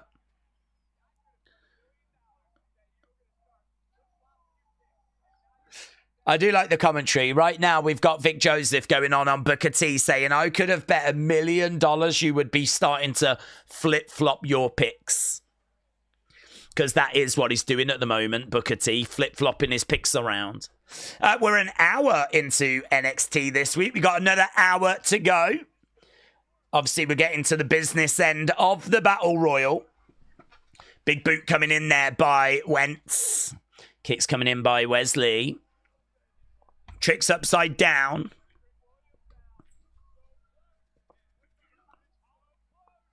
He's got one foot. He's really close to being eliminated here. We've got Inamura and Briggs both trying to eliminate Trick. Shot coming in right now. We've got bang. Wes going down.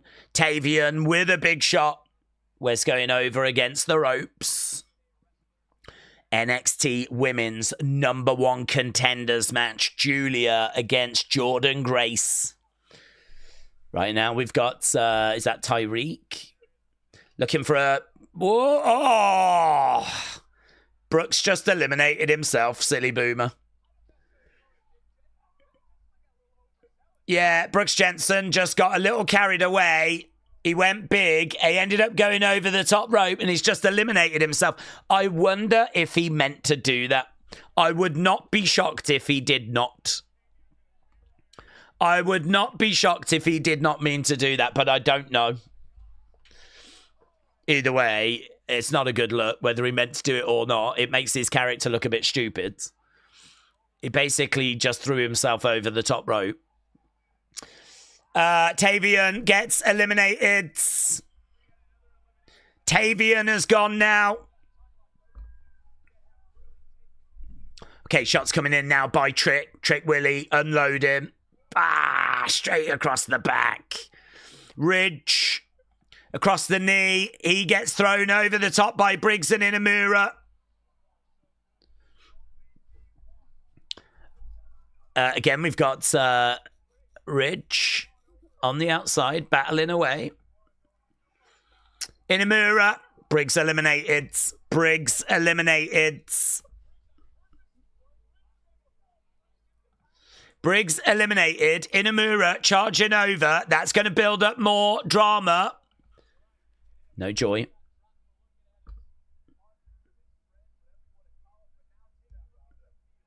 Kicks coming in by Wentz. Could Sean win this? Well, I'm just shocked at how long this is going, but they're doing a really good job, actually, of building up little stories using this match. I think that's really good.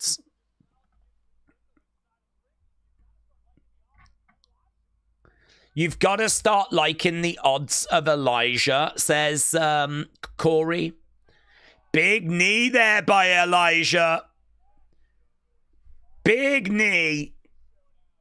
Right now, we've got Wes and we've got Wentz. Super kick coming in. Wes over by the ropes, and he's going to try and eliminate Javon. No joy. Javon holding on. Right now, we do have a stare down. Over the top goes Wentz. He holds on. Right now, we've got Javon trying to get back in. We got Wentz trying to get back in. Clothesline by Ethan. Wentz is eliminated. We're probably down to about, what, 10? Something like that. We've still got loads. But I do feel like some of these eliminations are setting things up down the road. How would we rate Inamura's run, said Heelface? 5.5, something like that. There was a couple of nice moments, but 6. I wouldn't say it was bad. There was a couple of moments. I think he's not someone that I think has really added a great deal. I don't know what he's learnt.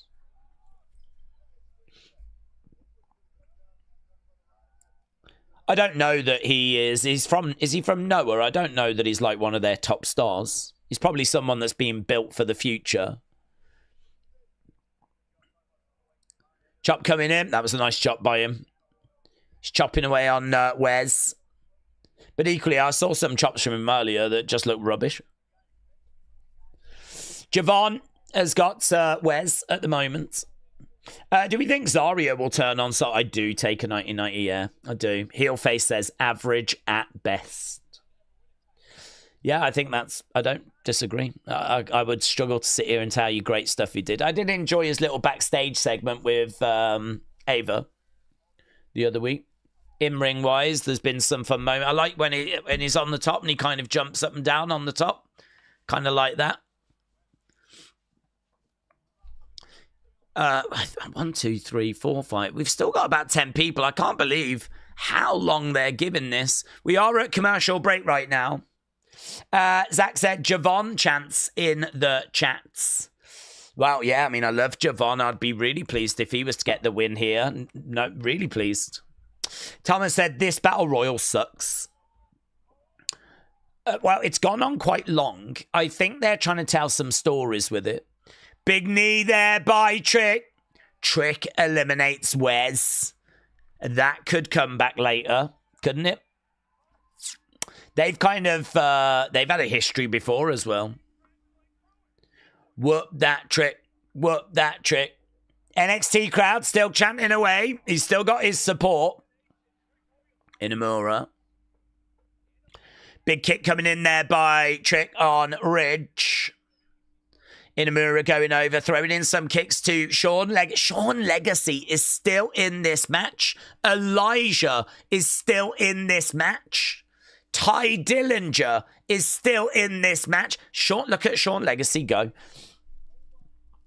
With his white and like slightly, I don't know what color you'd go with that. Is it like a purple? Javon is up there. We got Javon and Ethan. Obviously, they're no love lost between those two. Ethan over by the ropes. Big boot there, though, and Javon goes down. Inamura coming over to Ridge. Inamura and Ridge could be interesting. God, he loves his chops, doesn't he? He flipping loves his chops. Chopping away. Logan said, on May 25th, are you going to watch Double or Nothing or Battleground or both? Battleground. I don't watch AEW, but Battlegrounds. I'm interested to do Triple Mania. I'm quite interested in that. But yeah, we'll be all over Battlegrounds. Right now, we got Ridge, we got Inamura. Face-to-face shot coming in there by... Bang! Shot coming back there by Inamura. Ridge, forearms being exchanged. In the background, we've got Miles and Ethan going at it. Gets the ropes, Ridge, Inamura. They try to clothesline each other. And again, these two big guys, they got a bit of size, kind of clotheslining at each other. Inamura. Oh, Ridge tries to clothesline him over the top rope. Didn't get it. Oh. Trick Williams gets them both. Yes. Whoop that trick. Whoop that trick. Whoop that trick. Whoop that trick. Yeah, he got them both, mate. Yeah, they were faffing around with each other, and then he came in. Oh, here's Joe Hendry. Now, how's this crowd going to react? Because they've just cheered Trick eliminating. So if Joe Hendry's going to come in and try and eliminate Trick now. Look, Trick's in the ring. He's like, bring it, Boomer. Ah, Elijah eliminates Trick. Elijah eliminates Trick. Crowd are booing. God, it's so weird. You've got Elijah that the crowd love. Yeah, the crowd don't know how to react, man, do they? It's hard, isn't it? You got Elijah that we've just loved seeing come back, eliminate Trick, who we love. And he's in a feud with Joe Hendry, who people love.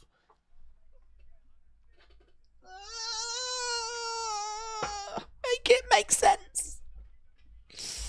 Make it make sense. The crowd are just doing that. Do you know what's happening? I think the crowd are just doing the best they can.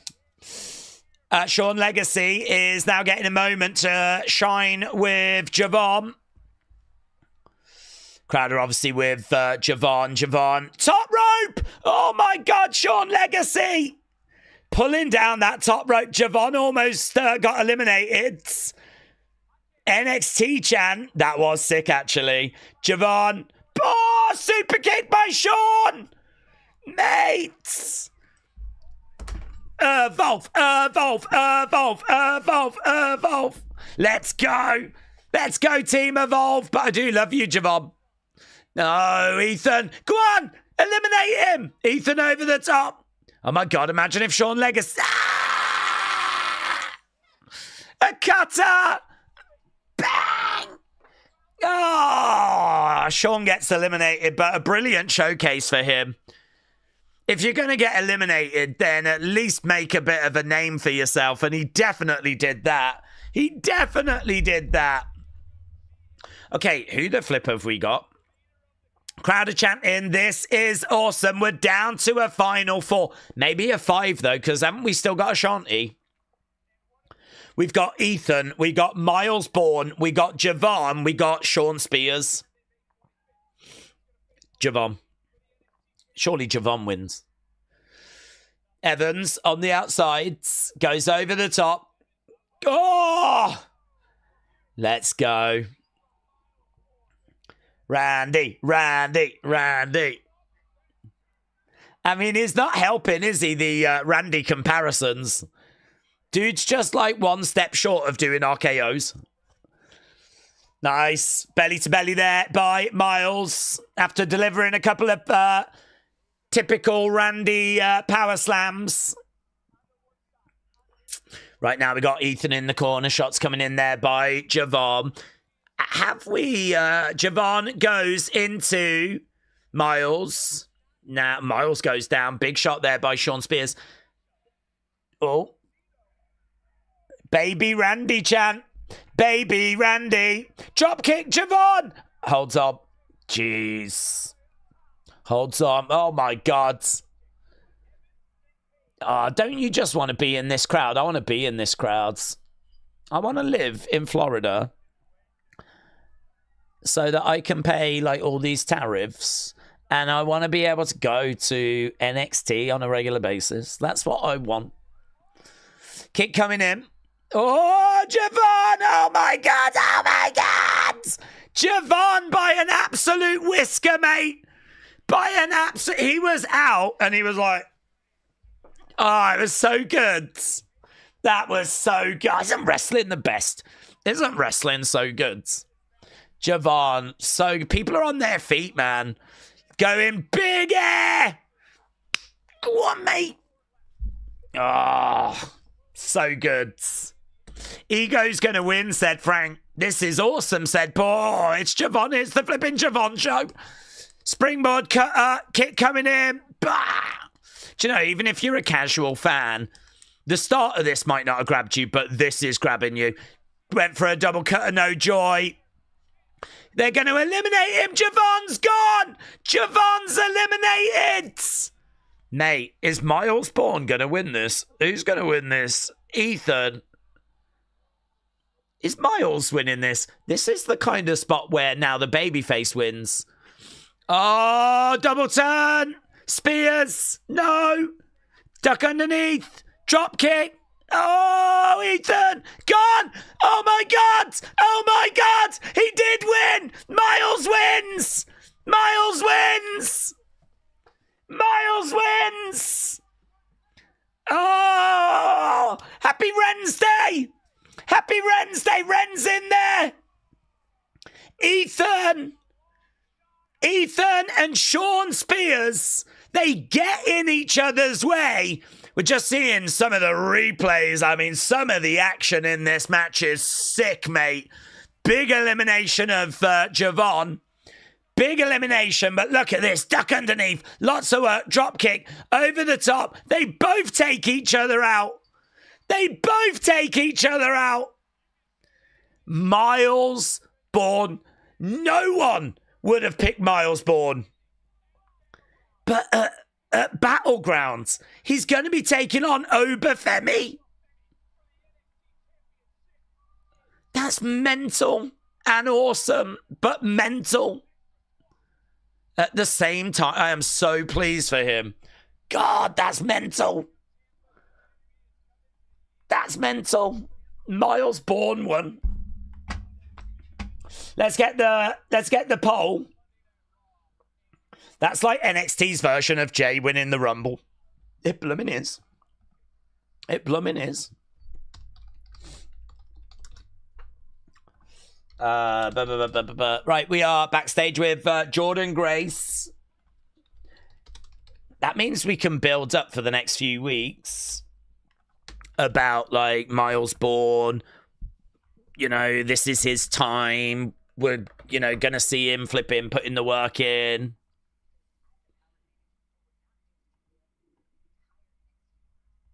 I really enjoyed that. I agree. It was a little slow at the start. It's a really long battle royal, but God, we got somewhere. We really got somewhere. BKNA said, I don't think that was supposed to happen. I don't know. They had that graphic ready to go. I think it was. That graphic was up not long after.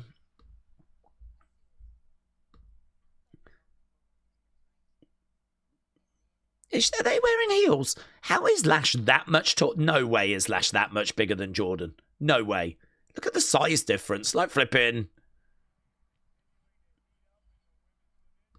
Is she really that much taller? She was wearing heels, wasn't she, Lash? I know Jordynne Grace isn't the tallest of girls, but that was like flipping a child meeting Andre the Giant. Here's Jada Parker. Here's Miss Parker. Here's Jada Uso.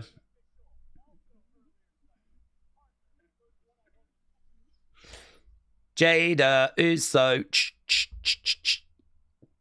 Right, Lash was in the women's NBA. She is exceptionally tall. It is true. but that size difference was crazy. It says that Lash is 6 foot. Izzy is 5'10". GTA 6 girl Jada Parker said Zach. She has got that sort of theme. Evolve. Hey, listen, I know a lot of you don't watch Evolve, and I'm not saying this to get you to join us, but I am saying it for that reason as well. But we're doing Evolve tomorrow. We do it every Wednesday, and apparently there is a big announcement tomorrow on Evolve. I think it's going to be the arrival of the belts. I've not heard anything, but we've been waiting for the titles. So I think it's going to be an announcement that they're going to crown champions in a month's time. We're going to do a tournament, blah, blah, blah, all that stuff. But either way, I don't know that it's that, but there's going to be a big announcement made on Evolve tomorrow. So join us. If not, keep an eye out for it. I'll have it in unseen. But we should get some tomorrow.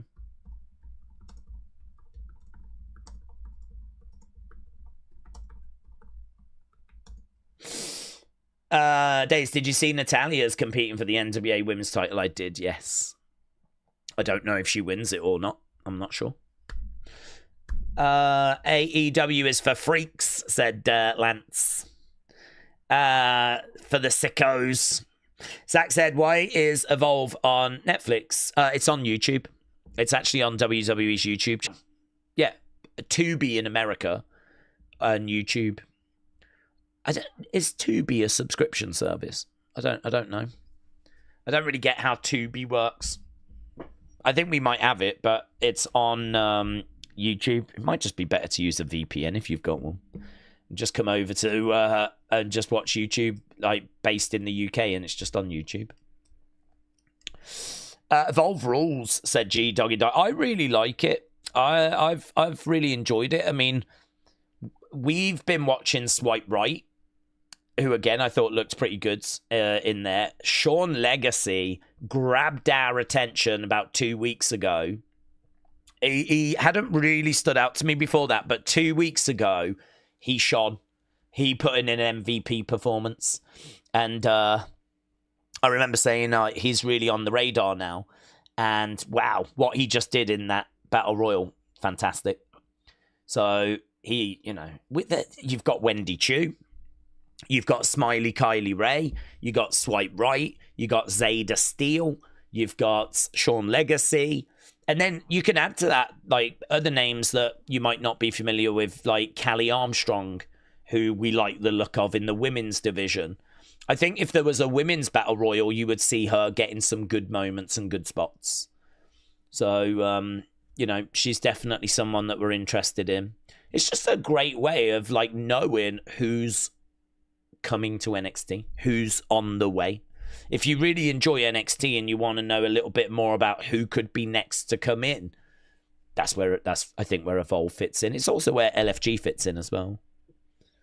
LFG's been running a lot longer than I thought it was going to, Daze Creative is dropping the ball with Trick. They're going to kill the popularity just like they did with Bianca. Fans don't care about Bianca anymore, says Octavia. I do find the booking very strange. I don't know if it's going to work out. I don't know if it's going to show itself. I don't know if we're going to get to a point where we go, right, yeah, that's why we did it. That makes sense. Right now, it makes no sense.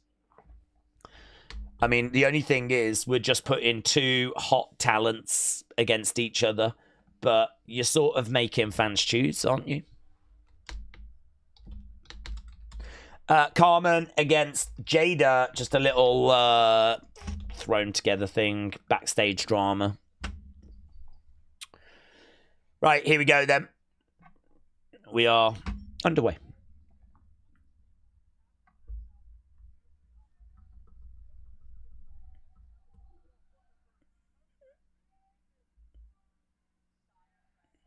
What is that?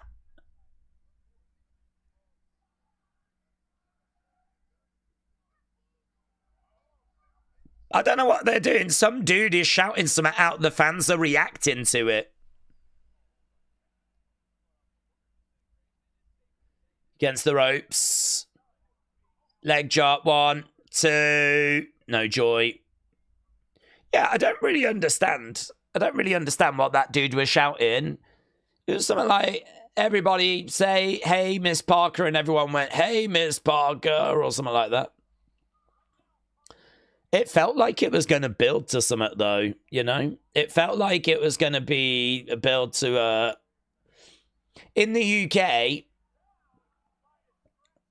we tend to, like, those kind of chants build to something. But this didn't go anywhere.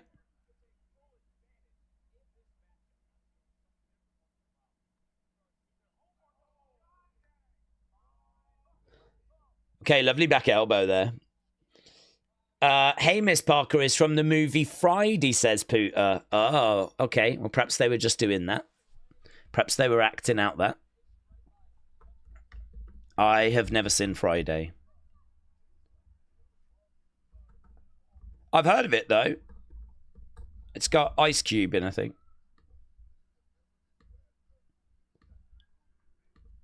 Trying to pick up Carmen. She's got her in the middle. Oh, chop coming to the midsection. Corey said, I bet the announcement tomorrow for Evolve is the Wyatt 6 debut on that show. Well, it would be great to have them back, bud. It would just be great to have them back. We'd be celebrating with that. Right now, oh, nice. Jada looking good here, you know.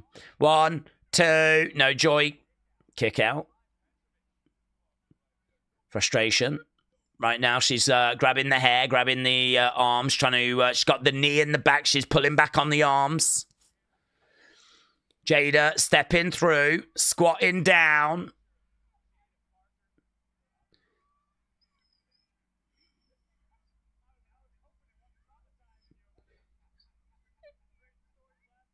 So, there we go. We've got her pulling back on the arms. It's a lovely little hold, that. And pinned down. Jada coming over. Again, knocking back Carmen. Trying to pick up Carmen. She's got her on her shoulders. We've got just over half an hour to go. We know that we've got Giulia against Jordynne Grace. That's going to be our main event for sure. I don't think we're going to be too far away from it. Maybe about 10 minutes. Carmen starting to fire back. Charging over. Collides back elbow. Back elbow. Jada goes down. She's looking to come in. Kick coming in. So Carmen firing back. She's going up. Daze, has the show fed you well, said Hannah. After all, they threw in Hendry to make you feel satisfied. I think the show's been good. It's really good. I've enjoyed it, yeah. I think the Battle Royal really got somewhere. I think Zarya Kelani was fun. I do have some criticisms of that. I did find the ending to be a little... I know what they were going for, and I'm sure it worked for many people, but it was a little flat for me. There we go. A hip attack wins it for Jada. That match did what it needed to do. Short, sweet. Lovely. Okay, Jada is now unloading on Carmen. Making a statement. Slamming her down. Sending a message. Going against the ropes. Oh, Thea Hale came to the rescue. You should have minded your own damn business. She's selling her nose there. I don't know if she landed a bit funny. Thea is down. Jada is walking away. Has she got bloods? She's checking her teeth. I don't know. Is she all right? I don't know if she's selling or if she did actually smack her face a bit. Okay. 57-20. Okay, great. 77 for the Battle Royal. Very good. Jada versus Carmen.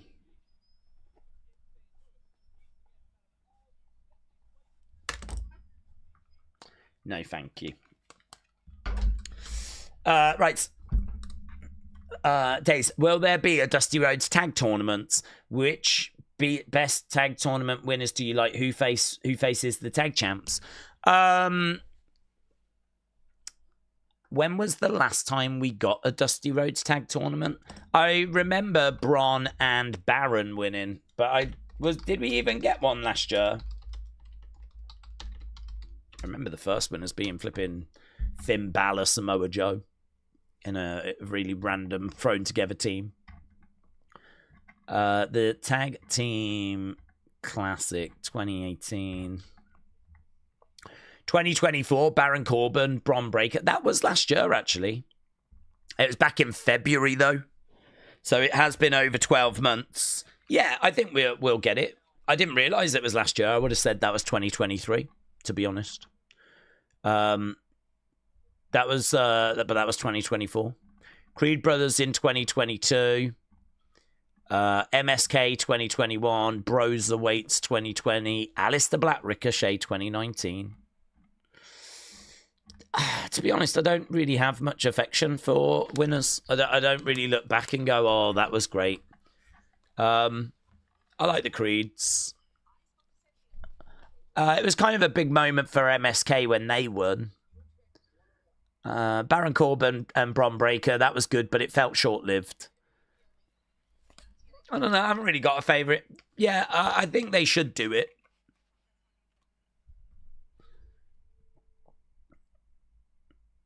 Okay, contract signing next week, so we are building to Joe against Trick. Carmen would win a lot more matches if she took her samurai sword into the ring. Jada needs more ring work. Her defense is on point. Carmen looked like the better wrestler that carried that match. Carmen should have won, said Christopher.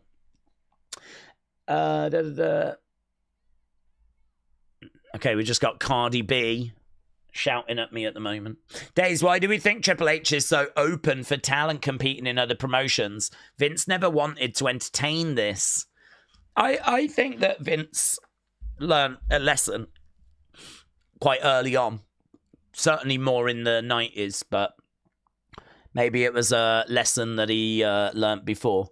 And that lesson is, mind your own lane, basically. Watch your own promotion, like worry about yourself first and foremost. I mean, the thing is that you can work with the TNA and you can put TNA talent over and highlight them and everything. If this relationship falls apart and then they go and work with AEW, you've just gone and promoted. In fact, you could say that, couldn't you? Couldn't you say that AEW working with TNA helped introduce, TNA to more people? Dynamite at the time was getting 800,000 views. I think Impact tends to do 100, 200,000. So any time that TNA can work with AEW or WWE, it's in their benefit. And so, you could point to AEW working with TNA and then that relationship falling apart. And now they've gone to WWE and I don't know. I mean, you get something in the short term, obviously. You get a bit of excitement, a bit of mystery, a bit of surprise. But long term, all that investment, was it worth it? Or was it actually more beneficial to have been promoting your own stars? Could you have used that TV time to have built your own characters, built your own stars? Think about it. Trick's taking on Joe Hendry.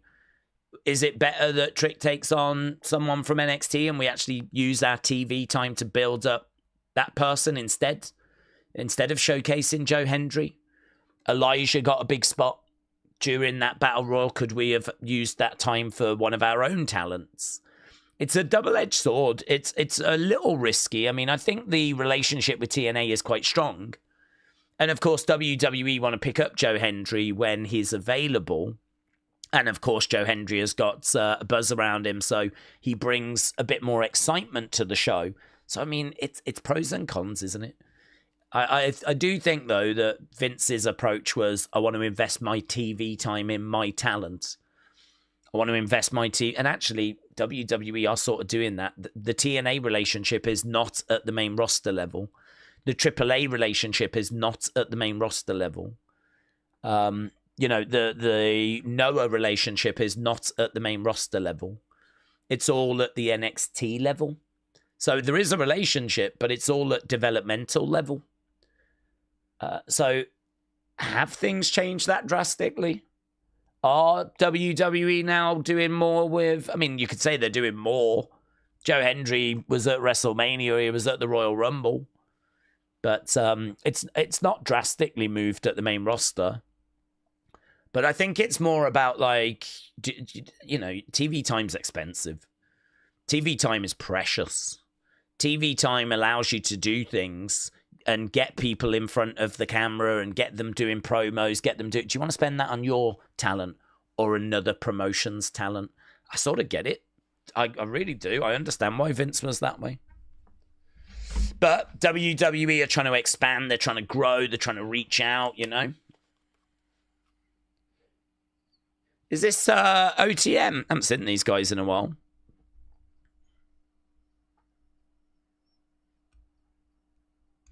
Let's go. Sometimes you've got to let the noise die down.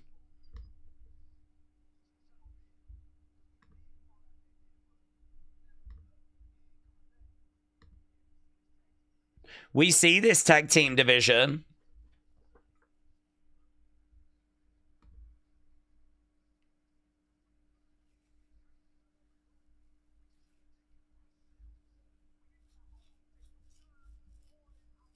So OTM, we haven't seen him in a while.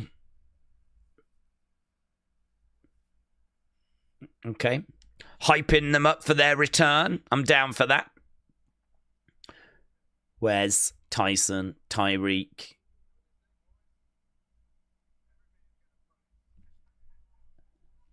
Oh, is Inamura done?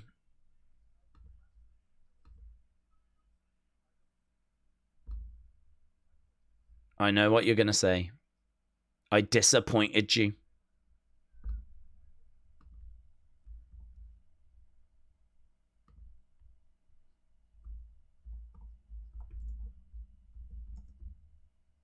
Tonight. I'm going back to Japan.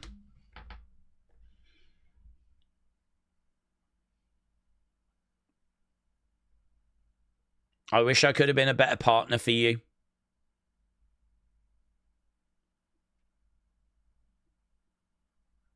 Goodbye, my friends. Ah, people are sad. People are sad.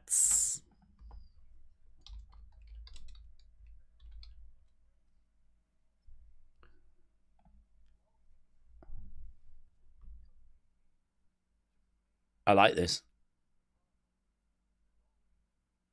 You always think it's the partner, but maybe the problem has always been you. Ah, there he is.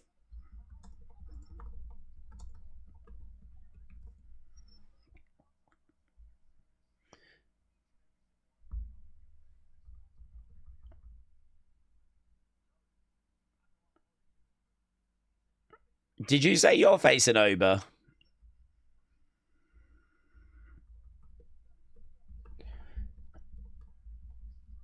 Okay, so Charlie thinks he's the one that's going to be in the match. Here's Oba.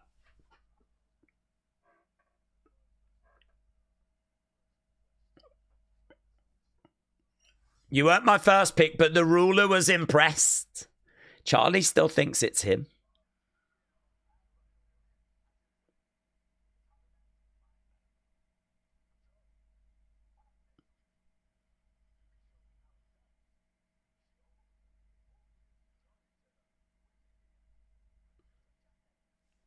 So there we go. Miles is like, how about next week, Charlie? You show me how it's done. So we're going to get Oba Charlie next week.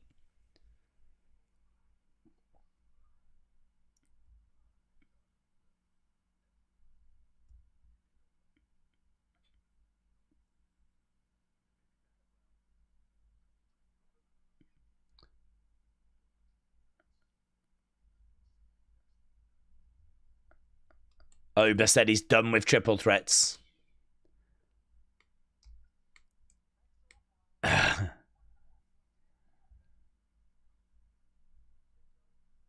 He's good, isn't it? He's good. So Charlie Dempsey was like, that's great selective hearing you've got. He goes, huh? What? What did you say?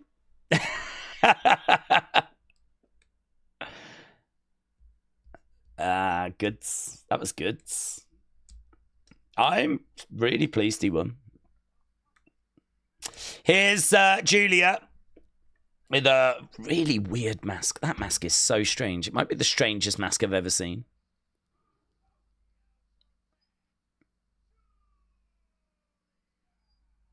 It's like a nose protector more than anything else.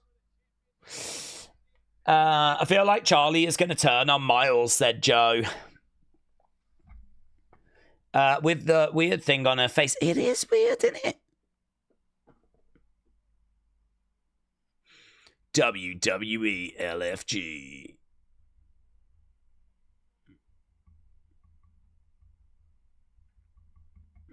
Superstar Sunday. Let's go. Daze, how would we feel about Cardi B being in a match? No, thank you. WWE used Bad Bunny and they still use Logan and Travis Scott. Giulia's graphic is the same as Backlash. Yeah, no, I'm pleased that she's on the show. I think she's fun.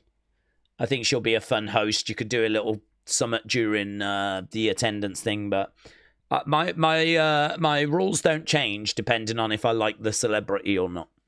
So even though I think Cardi B is pretty fun, and I think you can do some fun stuff with her, I don't feel any different about her having a match than I do Bad Bunny having a match. So not for me personally, but I don't know. I would imagine that they'll do a little something, won't they, with her, I'd imagine. William said, the Joe Hendry face pose annoys me. I want to punch him in the face so bad. Am I alone in that? No, I don't think so. You might be in the minority, but I don't think you're alone. I don't feel any hatred towards Joe Hendry. I just don't get it. Well, I get it, but I don't get it. Do you know what I mean? It doesn't grab me. But I don't feel like I want to punch him in the face. I think I would stand there whilst you did it, William, and I'd be like, oh, don't know how I feel about this. But I would let you do it. So that's my approach. Oppola said, why are people confused as to what she's wearing? She's an entertainer. They wear out their clothes. That's what stars do. Look at Macho Mid-Man Savage. And Seth freaking Rollins, said Oppola. Geordie said, didn't she admit to drugging and robbing men? Doesn't sound fun. Who drugged and robbed men? Oh, what, Cardi B? Oh, I don't know. I don't keep up with all of that. I don't know if she drugged and robbed men. I only know of her rap career and her funny noises that she makes and the fact that I've seen interviews with her and she's pretty wild. If she's drugged and robbed men, then, I can't say that's why I'm a fan. Cardi B did indeed admit to drugging and robbing men. Well, maybe I'm not as big a fan anymore then. I'm with you, Daze, on the Hendry take, said WrestleRants. Thomas said, that's Randy Macho Man Savage. Lewis said, she's annoying AF. I feel like you lot are more invested than I am when it comes to Cardi B. I've seen some interviews. I've seen, I liked her Bodak Yellow track. I liked her WAP track or whatever it was that she did. I've seen interviews with her that have been really funny, but like I can't tell you a flipping life story. Boom. Days ARW Pro has got 2 shows this month. One this Saturday and another on May 23rd.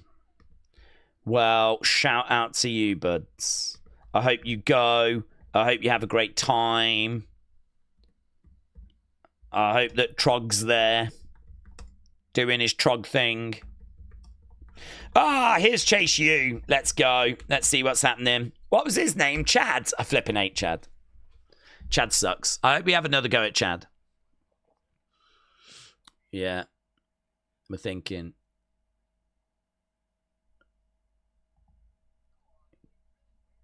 No one really wears polos anymore. Okay, what we got now? Somewhat trendy.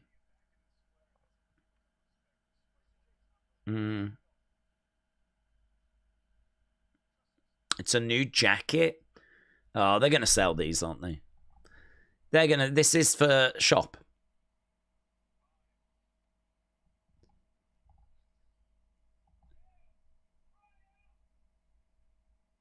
What we got? Here he is. Yeah, I don't love it.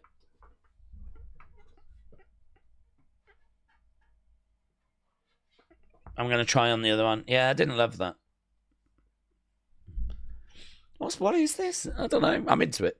It's like a fashion show. I'm here for it. Oh, well, is that a different one?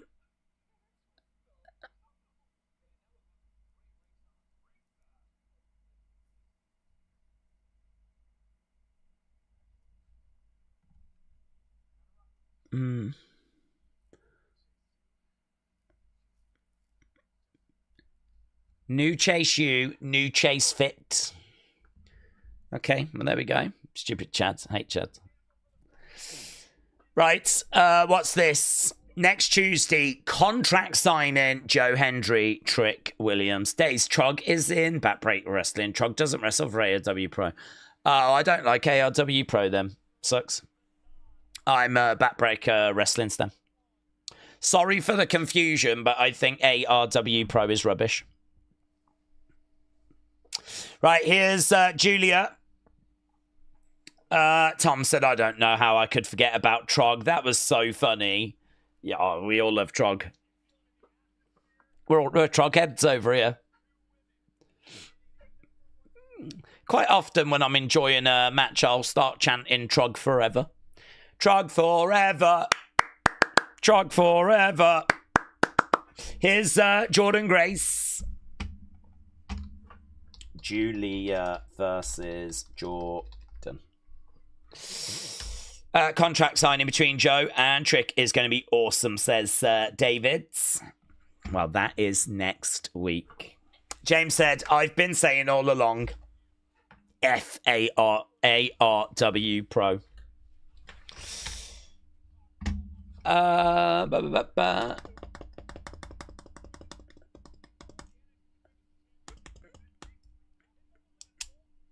Okay, there is Jordynne in the ring. Let's end this poll. This was the Jada Carmen match. Collides him. 63, 21, 9, 5. I feel like it's been a while since I've... What have we just done? I don't even know what we've just done. I feel like it's been a while since I've seen a match. Did I miss a match or something? Well, I don't know. What was the last segment? Can't even remember. Ah, shot coming in. Chase U, thumbs up. I hope Giulia wins, said Joe. Right, big shots coming in there by Jordynne. Oh my God. Right now, we've got Jordynne coming over, grabbing Giulia. Jordynne very much in control. How long we got? We're going to have about 14 minutes to let this cook. Neil said we've got a wardrobe adjustments. How could you forget that amazing Chase U segment? No, not that segment. That's just a little video thing. What was the bit before that? We had Oba. But what was the last thing, proper segment we had? Jada Carmen. I feel like I've missed a match in between or something. Got him up, boom. NXT is a roller coaster, said Zach. 1, 2, shoulder up. Do we think Rhea EO could come out? Yeah, there's definitely a chance, yes. Someone could.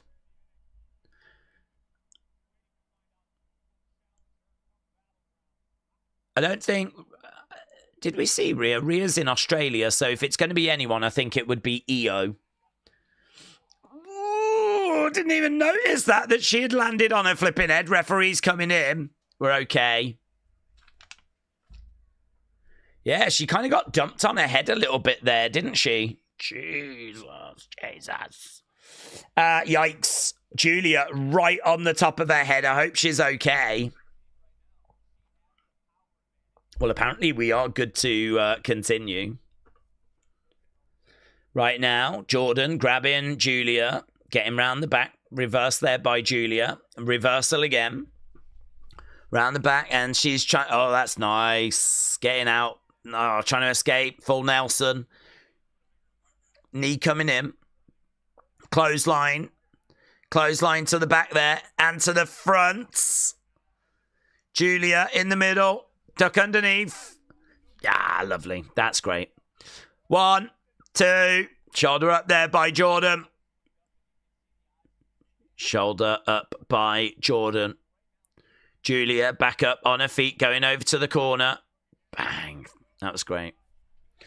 I saw that Io was at the headquarters, but I don't know if that was today, says Tom.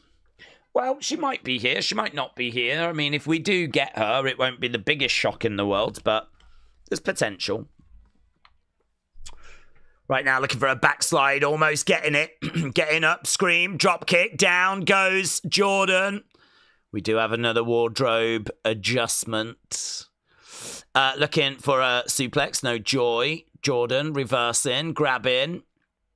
Giulia going to the outside. Jordynne having a little look at her, moving out the way. Kick coming in.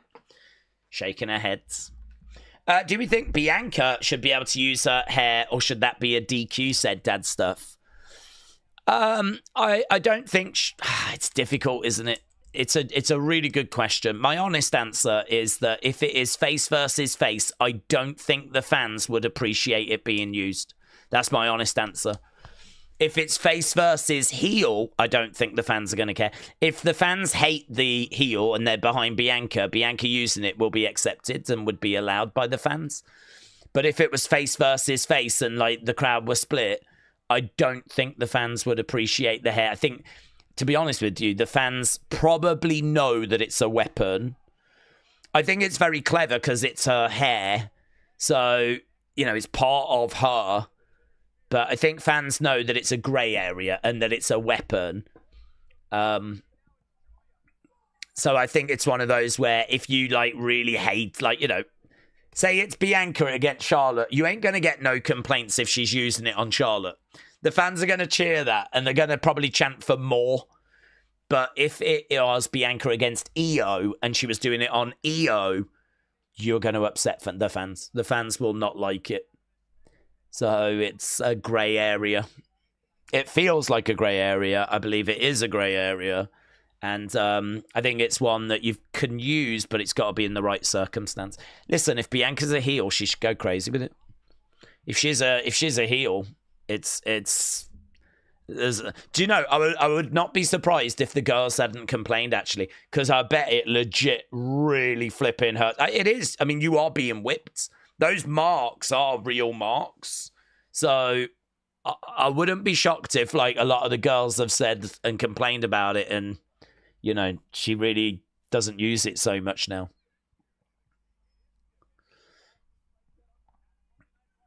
Against the ropes. Drop kick to the back. Daze, you should be Pope, but they'll never elect an American. Well, I'm not American, so...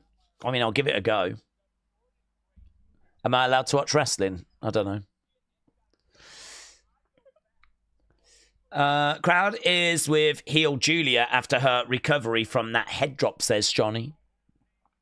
Right now, we got 8 minutes left of this show, so we are really towards the business end. We've got 1 minute 30 left in regards to... Oh, flipping rounds.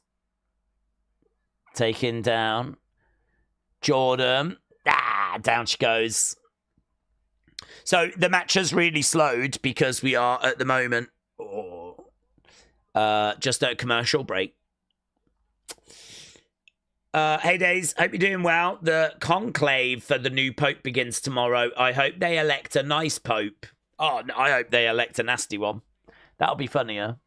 Imagine if they elect a really moody one. Just goes around telling people to shut up. Shut up and pray. That'd be way more interesting than a lovely one. Drop kick there by Giulia. I'd like a pope that just goes around screaming repent at everyone. Right now we got Giulia down on one knee. We're 20-odd seconds till we come back. Swearing pope. Yeah. Effing pray. Effing repent. You cowards. People are like... Come on, that would be way more interesting than just a lovely old man, wouldn't it?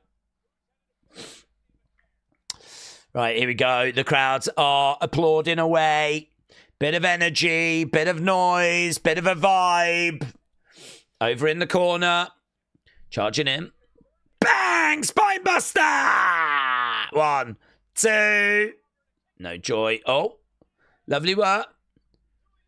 Guillotine is in there by Giulia. Giulia with a guillotine. It's in. Guillotine is in. Jordynne trying to get out of it. She's getting up to her feet. Giulia's got her legs wrapped around. Jordynne headbutt there by Giulia. And again. Bang, bang. Throwing in some headbutts. Looking lovely. Great work. Oh, suplex, and Giulia definitely feeling that. Screaming in pain. Oh my God. Oh my God. What's happened to our beautiful angel? Oh my God. Crowd are chanting, this is awesome. Right now, these two head to head. Giulia, Jordynne getting up to their feet. Oh, forearm shot coming in. Slap coming back there by Jordynne. Another forearm coming in there by Giulia. Forearm by Jordynne. Shots being exchanged. Tony Calm said, would you rather do ARW Pro or AEW where the best wrestle? Let's effing go. I'd rather do ARW Pro. Another chop coming in. Giulia. Oh, lovely work there by Jordynne. Big slap. Final 5. Gets the ropes, picks her up, slams her down. Jordynne in control, picks up Giulia, slams her down again. Crowd saying one more time. Ooh, can't get it. Can't get it. Oh, she's just powering her. I love that. Oh, no. Oh my God. Was that on her head? Why are we doing this? Why do we keep doing this? Why do we do this? Why did we do this? Oh my God. Is she trying to kill her? What's happened? What's happened? Did she loan her money and she never repaid? That is twice that Jordynne has driven Giulia on her head. We need to see a replay. I need to see a replay. Oh my God, that slap had some disrespect on it. Mate, I feel like I'm watching Tiffany against Charlotte after their, like, really personal promos. I feel there's like a tinge of hatred that's been introduced here. Look at that. Look, oh my God. Oh, Jesus, every time I'm like, oh, she's just going to drive her head into hell. I would love to see a replay now, see how brutal that was before, but Giulia, I'm just chanting for Giulia to survive at this point. Giulia. Come on, love. I hope you make it to Wednesday. Back elbow misses. Gets picked up. Oh, there's a receipt. Flip it now. Going up, Giulia in control. Look at this. Oh my God, this is wrestling. Driving her down. 1, 2. Oh, mate, so good. So good. So good. These two women absolutely cooking. Trying to pick her up. Scoops her up. Yeah, women's wrestling chant. Women's wrestling chant. Yeah, not into an octopus, but she has got the... No, lands on the feet, round the back, trying to pick her up. Lovely. No, reverse. Look at this. Tombstone. Tombstone. Tombstone. Oh! Jesus! Hold her! How is she getting up to her feet? How is she getting up? Oh my God. Jesus! Here we go. Picking her up. Pump handle! Slamming her down. 2. Jordynne Grace. Jordynne Grace. Wow. Wow. Mate, she tried to flippin' rip her head off. She tried to drive her head into her body on at least 2 separate occasions. Oh my God, I don't even know if they'll show you the replays of some of that stuff. Wow. Look at that. I don't even know what that move's called. I don't even know what that's called. It's just a throw. Oof.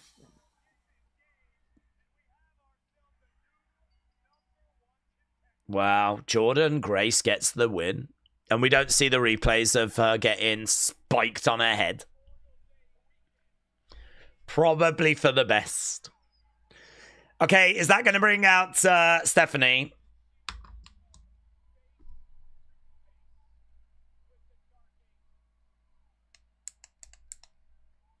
Here's Stephanie. Here's coming down to get face to face. Let's get the poll up.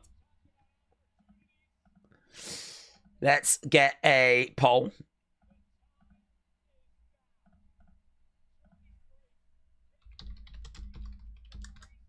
La Primera is the chant.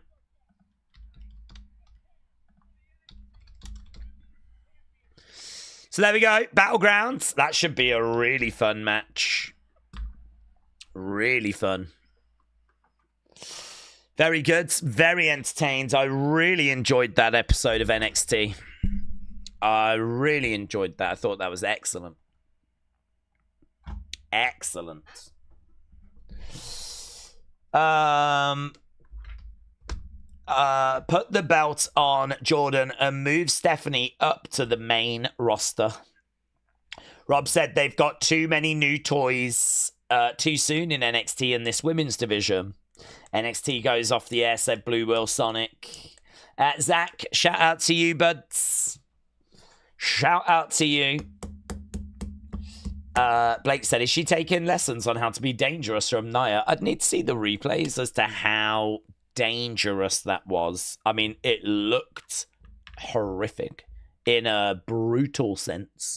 But the fact that Giulia was fine after means they might have just got the balance, like, between risk and reward perfect. I don't know.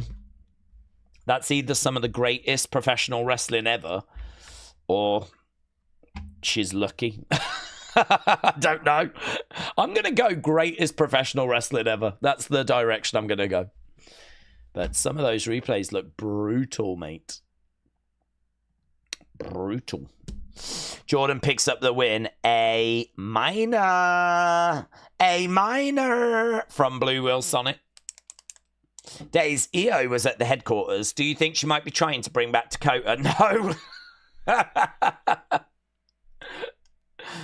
Do we think she's got on a plane, gone to the headquarters and gone to campaign to bring back Dakota? No, I do not. She plays no part in that. She has no say in that. So it's budget cuts. It's one of those things. It's out of her control. It's out of her hands. So no, not at all. Who's your favorite miner? Probably Adrian Street's dad. Adrian Street's dad. He's my favorite miner. James, that doesn't mean she should be gone though. Who's this? Is this releases? Carmen Live said, Daze, did you hear about the latest WWE Superstar releases? Yes, sir. Yes. I give NXT tonight an 8 out of 10. Can I get one more? Hell yeah, said Zach. I don't think my voice is capable, to be honest. My voice is packing up. So not from me, but maybe from the community. Blue Roll Sonic says, please do not try this at home. 8.5 says, job set. It was really good. There we go. Roper with a hell yeah. So, love that. Love that for us. Get your votes in, and then we're going to run away and work on Unseen and all of that. See you tomorrow for Evolve, said Zach. And you, buds. Opler gives it a 6.5. David said Cora will come back with a new name in a new company. 6.5. No Ricky or Fatal Influence or Paxley or Noam. Did I miss them, said Arctic Arcades. I didn't miss them. It's great. I like them, but, you know, they're in rotation, you know. James said you should take next week's NXT and Evolve off to rest up. I don't want to do. I know. I feel like something like that is going to need to happen. I feel like it needs a rest. I feel like it needs. Yeah, it does need that. I can't ever seem to get it to recover in time. You know, I can get it better, but I can never seem to get it back. So it probably does, but it's probably not a surprise, is it? If, you know, we do Raw on a Monday, we do a members stream now, and a NXT on a Tuesday. We do Wrestling Escape Pods on a Thursday. We do Evolve and a member stream on a Wednesday. We do a member stream and WEP on a Thursday. It's one stream on a Monday, 2 streams on a Tuesday, 2 streams on a Wednesday, 2 streams on a Thursday, 1 stream on a Friday, a stream on a Saturday. If ever Vault do a thing like watch along, we do that on a Sunday. So it probably does need that like break, but well, I don't know. We'll see in the future, one day when I retire. Dave said, I've never had fun conversing with an IWC channel till I found this, so thank you. Frank, shout out to you, buds. Shout out to you. That's a lovely thing to say. Well, it's not actually. It's horrific. I wish you'd had fun out there. I hate to hear that you know, have struggled to have fun in some other places, but I'm pleased that this community can be of use. So thank you, my friend. Right, let's end this poll and let's run away, shall we? So you should invest in a robot to do the streams. Well, listen, as AI continues to improve, I will be amongst the first to embrace the change. I will be amongst the first to jump onto that bandwagon. Hello, my name is Dace. And you'll be like, this doesn't feel right. How are you all? It's a pleasure to see you today. Oh my God, this is AI. This isn't him. This isn't him. He's not being moody. He's not being down, depressed, or annoying. Like, imagine that. Imagine the AI is like, that's a great question. I think we could see Roman this weekend. Next question. Oh my God, he didn't waffle for 2 hours. He didn't waffle. It's AI. You'll know straight away. Straight away. I don't believe there's any computer software that would have the ability to waffle on the scale that I can waffle. So, do you know what I mean? I think you're probably stuck with me for a while. Yeah. Daze versus Oba. Book it, said Rohan. I would fear for Oba. Yeah. I would fear for Oba. Right, I'm behind when it comes to Unseen, so I'm going to love you. I'm going to leave you, but not for long because I am back tomorrow. So have a good evening. Enjoy the rest of your nights. Thank you for joining us as always. I really enjoyed NXT. I thought it was great this week. Hope you enjoyed it as well, and I will see you again next time.